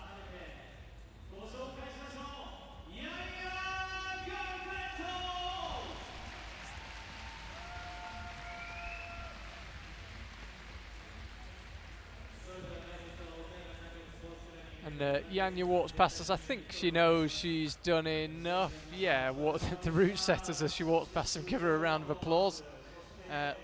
Would have been good to see a top on either of the routes, but as you say, Adam Postelnik, our chief lead route setter, he's only working on the lead, said he didn't think there would be any, and he was proved to be right. Alex Megos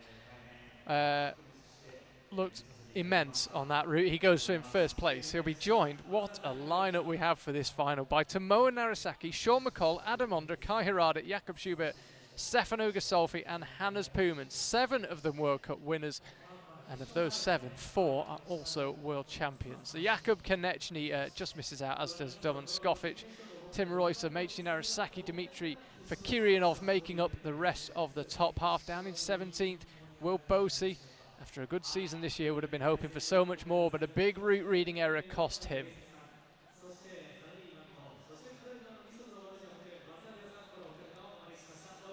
And lower down again, Sean Bailey, another climber we might have expected to see higher up, and very much the case with Hidemasa Nishida and Sasha Lehmann, 2 of our World Cup winners already this year, and in 25th place, perhaps the most angry man in the venue. Roman de Grange, big error from him. and he misses out, and I think he might have enjoyed the top section of this route had he got there. It's Janja Garnbret, though, who leads the way in the women's competition. She's been challenged in the lead this year, but are you really going to bet against her on the biggest stage of all? We'll find out this evening if she can win back the lead title that she lost to Jessie in 2018, and she'll be joined in the final by Vita Lucan, Ai Mori, Mia Krampel, Cheon Sur, Akio Noguchi, Jessie Piltz and Julia Shanodi. So 3 Slovenians through to the women's final. Lutz Karakovic almost made it 4, and Anna Verhoeven ends up back in 10th place. If she could have climbed a couple of moves quicker in the 6 minutes, she'd have been joining them in the final. But after the year she's had, I think on sober reflection, a top 10 finish in the World Championships might not feel too bad. And you can see lower down there, few strong results. And Tina Johnson-Hafsas for a while was in that provisional top 8, but then just began to get bumped down as the climbers came. The 2 Brits together, Shauna Coxey and Molly Thompson-Smith, in joint 17th and Molly in 19th. Sandra Lettner, the Austrian all-rounder, 21st. Jane Kim lost her a lot earlier than we would have expected. Clearly still not 100% fit. She ends up 22nd, and you can see down there at the bottom, Miho Nanaka should have climbed 5th, chose not to climb at all, and takes a ranking of 26th for the lead. She'll compete in the speed the day after the rest day tomorrow, which will be Saturday. Mike, fantastic semi-final and mouth-watering finals for this evening. Yeah, excellent route setting in the semi-finals, exactly what we wanted to see. We were interested to see how this wall would perform, but the route setters have done a great job, and it only leads us to potential for this evening. Really looking forward to that one. Yeah, presentation and observation at 6:45 Tokyo time for the women's final to get underway first at 7 p.m. Do hope you can join us then. Thank you for watching, and we'll speak to you this evening.